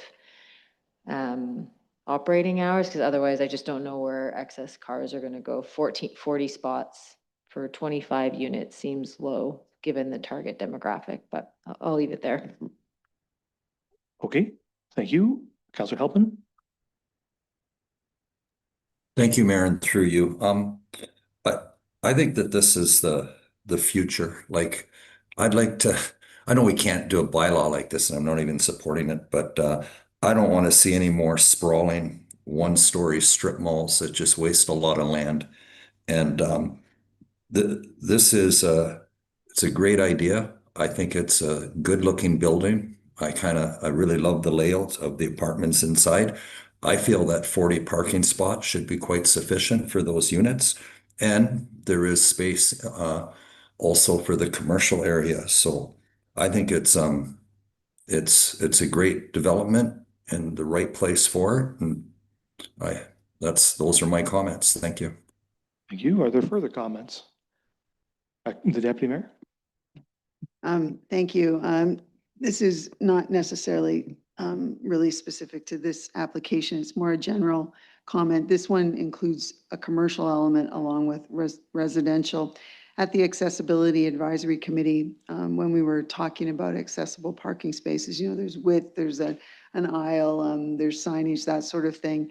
We also encouraged Candace to work with developers to get the locations of those spots in the best place, particularly when there's a commercial element involved, because, and that was the barrier-free pathways from the parking space. One of the issues, though, is even with a sign on a spot indicating that it is an accessible parking space, generally, you know, it's understood by most of us that you require a permit to park there. The enforcement element is difficult. So at some point, we really need to have some clarification. And I'm talking about where there's a commercial element, not total residential like the application that we had a little bit earlier, but that we get some clarification on just whether or not the town bylaw situation would enable enforcement on private property.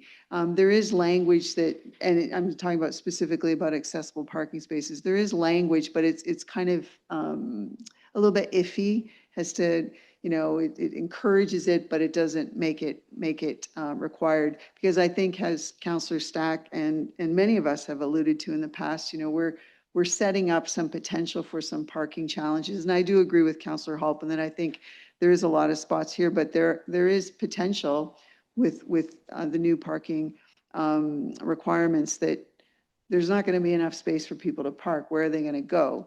And accessible parking spaces are there according to a provincial act. And if they're not enforceable on private property, that's concerning.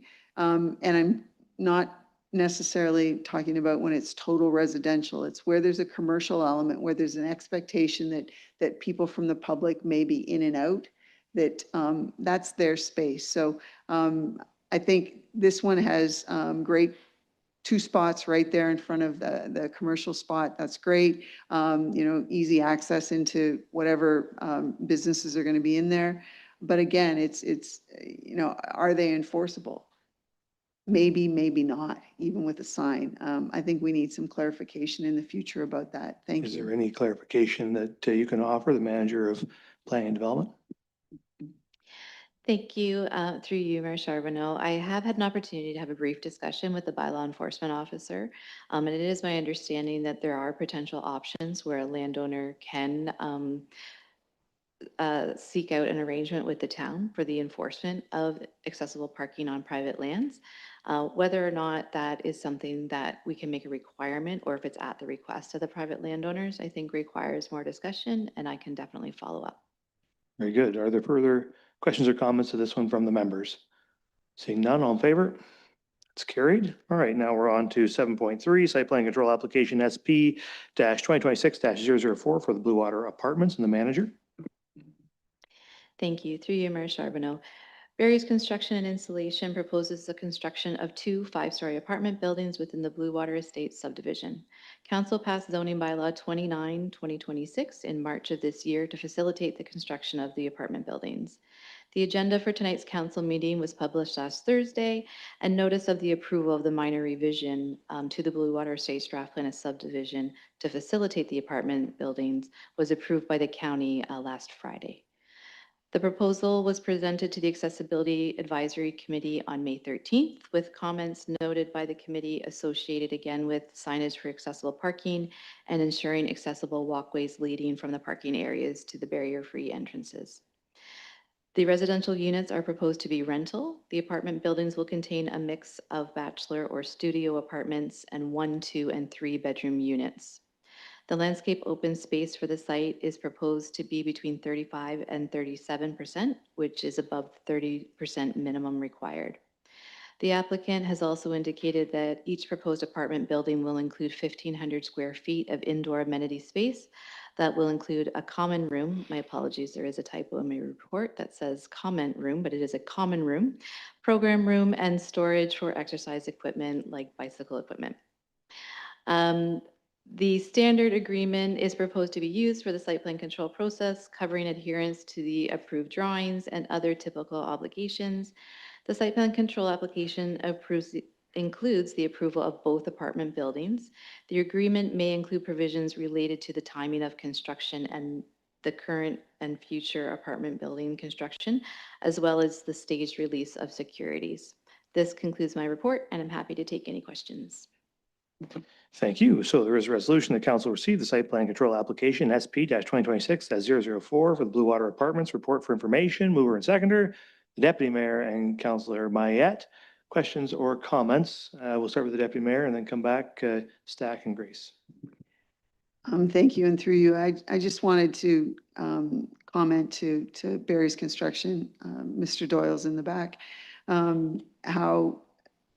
how nice it is that you listen to the public and reflected many of their concerns in the final drawing. I'm really excited to watch the development of the berm and how it grows, because I think that will add a really interesting feature to that topography in that area.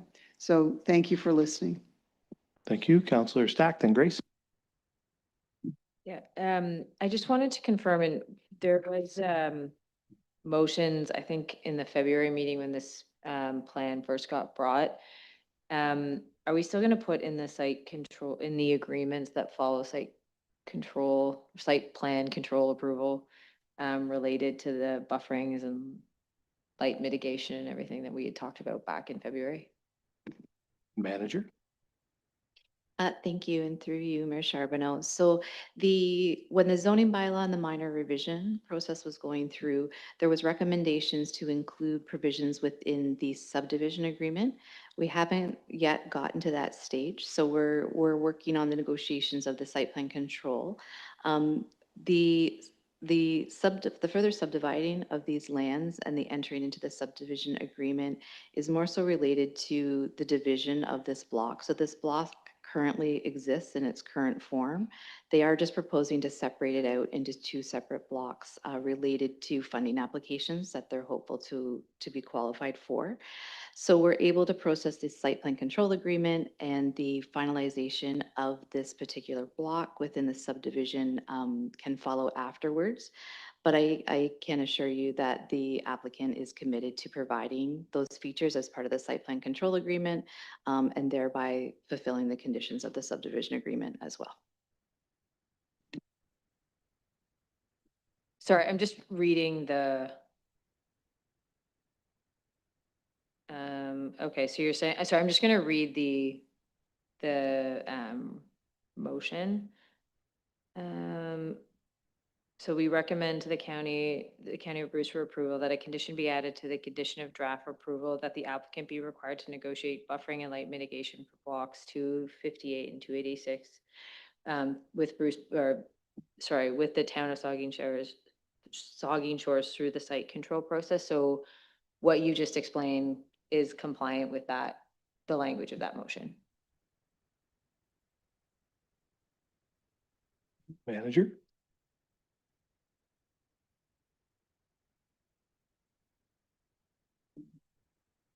My apologies.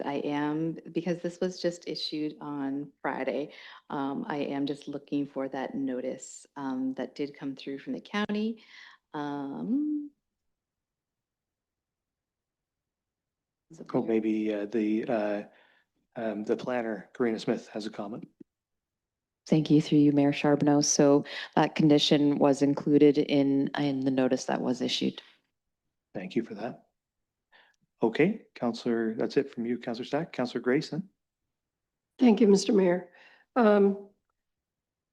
Returning to the berm, thank you again. I appreciate the fact that we have all the green space plantings circling the development and the berm. I do have a question just for Candace.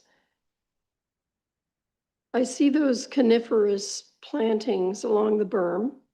How long is the developer's obligation to maintain the plantings? I mean, let's say that in 10 years, some of those trees die. Then what does the agreement commit the developer to in terms of replanting? Thank you for the question, and through you, Mayor Charbonneau. So there is a requirement as part of the collection of securities associated with the agreements, and a time frame is set within the agreement for compliance with the approved site plan. In terms of once those obligations have been met and a letter of compliance has been issued, it would then be back to the landowner to ensure the longevity of the plantings that are on the site. And there would, the obligation is at the beginning to plant in accordance with the landscape plan that they've prepared.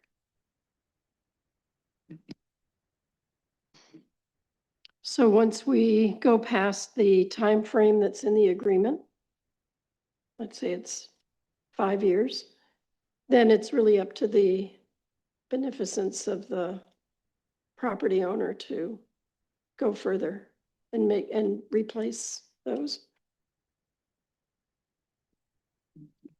Thank you for the question.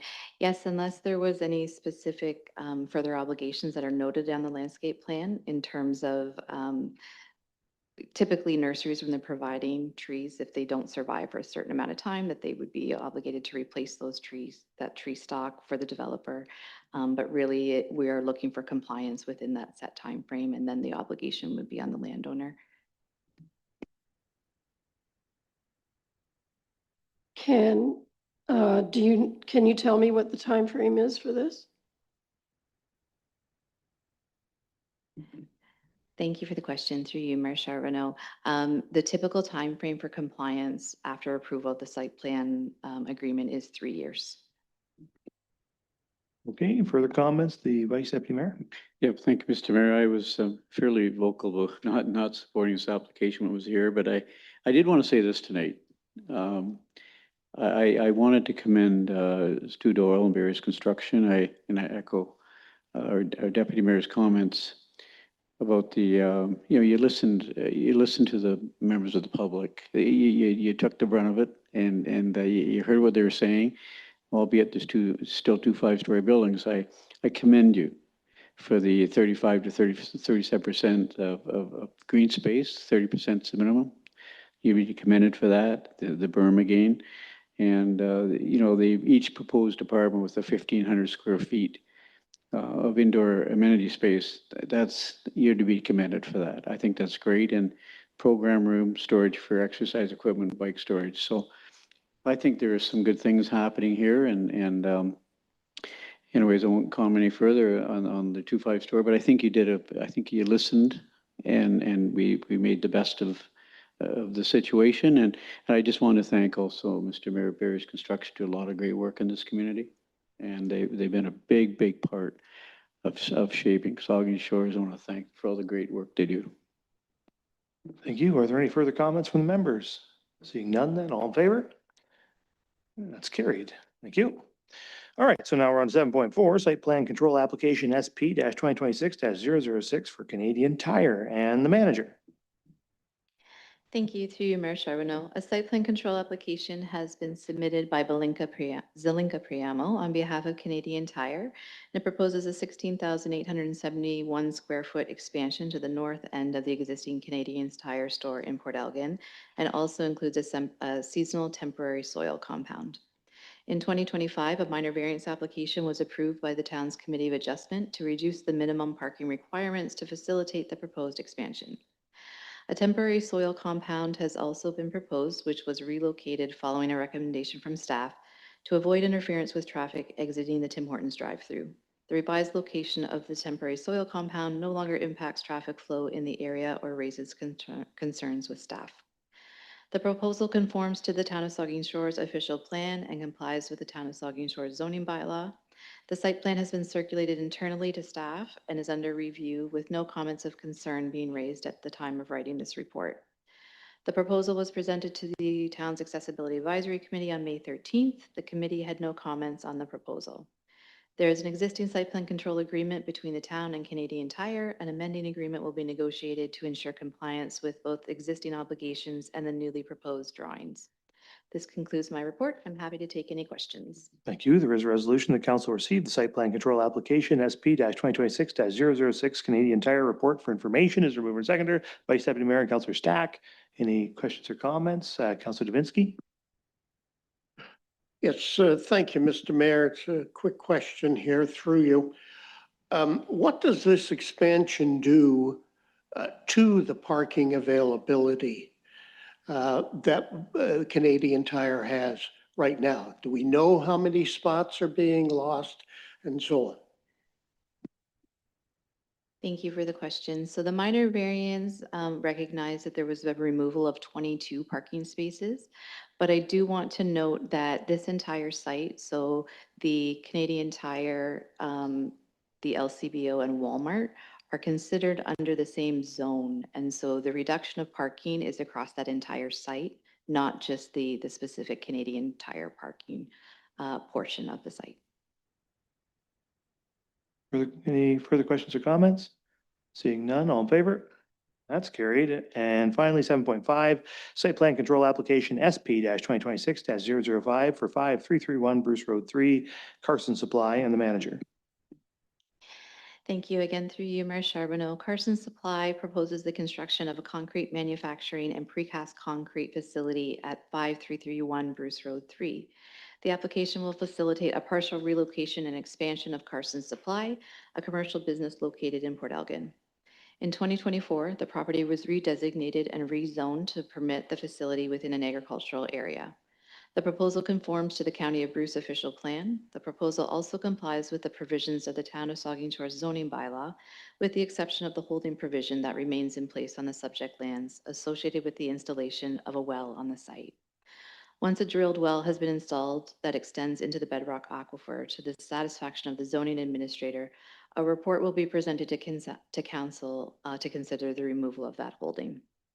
The site plan control application has been circulated to staff and is currently under review. The application very closely matches prior submissions, and it is anticipated that further revisions, if any, will be minor. The proposal was presented to the Accessibility Advisory Committee on May 13th. The comments noted by the committee associated with this report were for signage for accessible parking, ensuring accessible walkways leading from the parking areas to the entrances are barrier-free, confirmation on the size of the accessible parking spaces, and the recommendation that the accessible parking spaces be located near the building entrances. The standard agreement is proposed to be used for the site plan control process, covering adherence to the approved drawings and other typical obligations. The site plan control application includes the approval of one building plus future buildings. The agreement may include provisions related to the timing of construction of the buildings, as well as the staged release of securities. This concludes my report, and I'm happy to take any questions. Thank you. There is a resolution. The council received the site plan control application SP-2026-006 5331 Bruce Road 3, Carson Supply. Report for information moved by Councillor Mayat, seconded by the Deputy Mayor. Any discussion? Councillor Grace. Thank you, Mr. Mayor. I just wanted to comment on the fact that the existing forest for the two homes that are close to the development looks like there's a high landscape berm around the development to the northwest and south of the entire lot, as well as beside those two houses.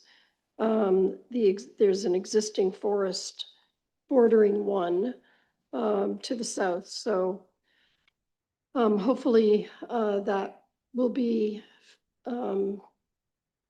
something that will help out the homeowners in this situation. Thank you. Thank you. Any further comments? Councillor Mayat. Thank you, Mr. Mayor. And through you, I would just like to comment that I'm really pleased to see this project going forward. We saw this come through last year in its development stage. And I think at that time they said there was between 50 and 100 employees going to be working at this new facility. I'm glad to see that it's going forward, and it's always welcome to diversify our employment opportunities within the town. And this is just another example of Carson's, who is already a terrific employer in town, expanding and meeting the needs of the community, because we are a building community. Thank you. Thank you. Any further comments, questions? Seeing none, all in favor? That's carried. All right, so now we're on to item 8, close to public. There is a resolution the council move into a closed to public session in accordance with section 239 of the Municipal Act 2001 to consider the following. Item 8.2, adoption of closed to public minutes of April 20th, 2026, and item 8.3.1, 2706913 Ontario Incorporated, CCV legal update, section 2392E, litigation or potential litigation, including matters before administrative tribunals affecting municipality or local board. So is there a mover and seconder for that resolution? Moved by Stack, seconded by the Deputy Mayor. All in favor? Council will now move into a closed public session, and we will convene at 9:30 p.m.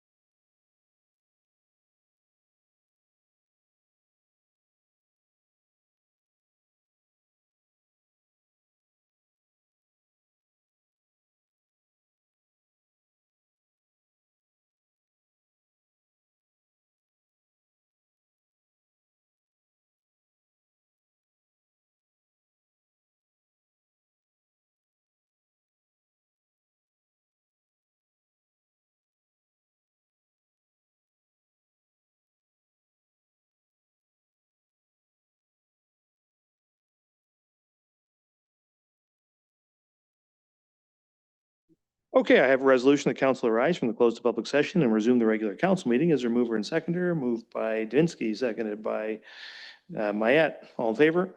That's carried. And I will report that during the closed public session, council approved closed public minutes and received a report for information regarding 2706913 Ontario Incorporated CCV legal update. Okay, so now we're on to the consent agenda. There's only one item there, so I have a resolution that item 10.1 be approved. Is there a mover and seconder? Moved by Grace, seconded by the Vice Deputy Mayor. Anybody wish to speak at all to 14 Mitchell Lane? Councillor Grace? Thanks. Just a question that I had for the solicitor. The question of parking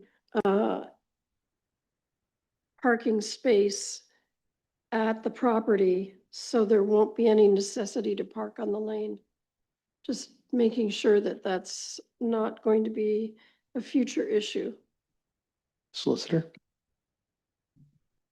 Through you, Mr. Mayor. Thank you for the question. So the property owner did not ask for parking, an easement for parking, only for access. The access agreement that is drafted simply gives the property owner the right to move across the land to get to and from the property. It does not give a general right to use the space. Because of that, parking is not included unless specifically written into the easement. In fact, parking in an access route can block or interfere with others who are entitled to use it. For that reason, we've not included that clause. However, if council would like, we could include such wording. Thank you. Further comments? Yeah, Councillor Grace? Given that explanation, I don't think it's necessary.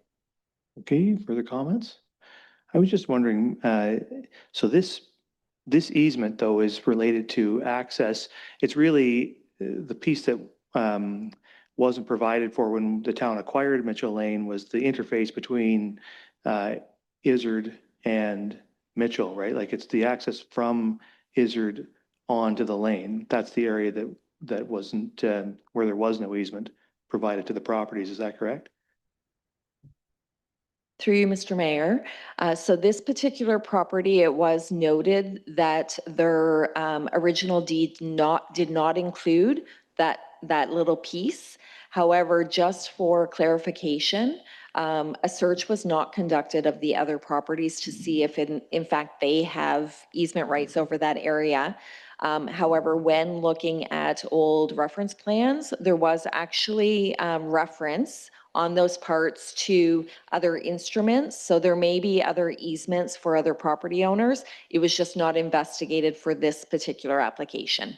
And I guess that's my question, I suppose, is because it's an unknown, it's an unanswered question. And I know this, because of the situation here, given the sale that took place and the fact that this became kind of a rush deal because there was a pending land closing on a land transaction. So the town moved quickly on this, which frankly, I'd say we appreciate. Thank you for your work on that. But I just think it's a bit of a big matzo ball hanging out there on the rest of these that the same thing could happen. Like we don't know. We could have when another sale occurs, if another sale occurs, we may have the same situation. Should we in some way be being proactive on the rest of these lots to say to the property owners, perhaps you might want to ensure that you have an easement for access to your property? Through you, Mr. Mayor. So normally we look at easements based on an application by a landowner rather than being proactive and searching everyone's title to see if they have access. That is something that we can consider looking at. However, in some cases that requires the town to interpret someone else's rights over property. And I'm not certain. We may want to inform the neighbors and ask them that if they want to have their legal representative review, if there is an issue, they can bring their concerns or to us. And that's what I'm suggesting. I'm not suggesting the town do any work, only that we alert the other property owners that this issue exists And they can do with it as they please. If they don't want to do anything with it, they don't, but at least they should. It would be good for them to know and maybe explore it on their own. Anyway, just a thought. Are there further comments or questions? If not, then all in favor? That's carried. All right, so that moves us on to bylaws. Yes, bylaws. And I have a resolution that bylaws 49-2026 and 50-2026 are hereby read, passed, and sealed this 19th day of May, 2026. Is the mover and seconder, the deputy mayor, Councillor Davinsky. Questions or comments? Seeing none, all in favor? That is carried. And 14, confirmatory bylaw, that bylaw 51-2026 being a bylaw to confirm the proceedings of the Council of the Town of Saugeen Shores. It's hereby read, passed, and sealed this 19th day of May, 2026. Is the mover and seconder, the deputy mayor and Councillor Halpin. All in favor? That is carried. And finally, resolution of this regular council meeting of May 19th, 2026 hereby adjourns at 10:07 p.m. Is the mover and seconder. Moved by Stack, seconded by Mayette. All in favor? We stand adjourned. Have a good night there, bud. See if you can get some sleep before morning.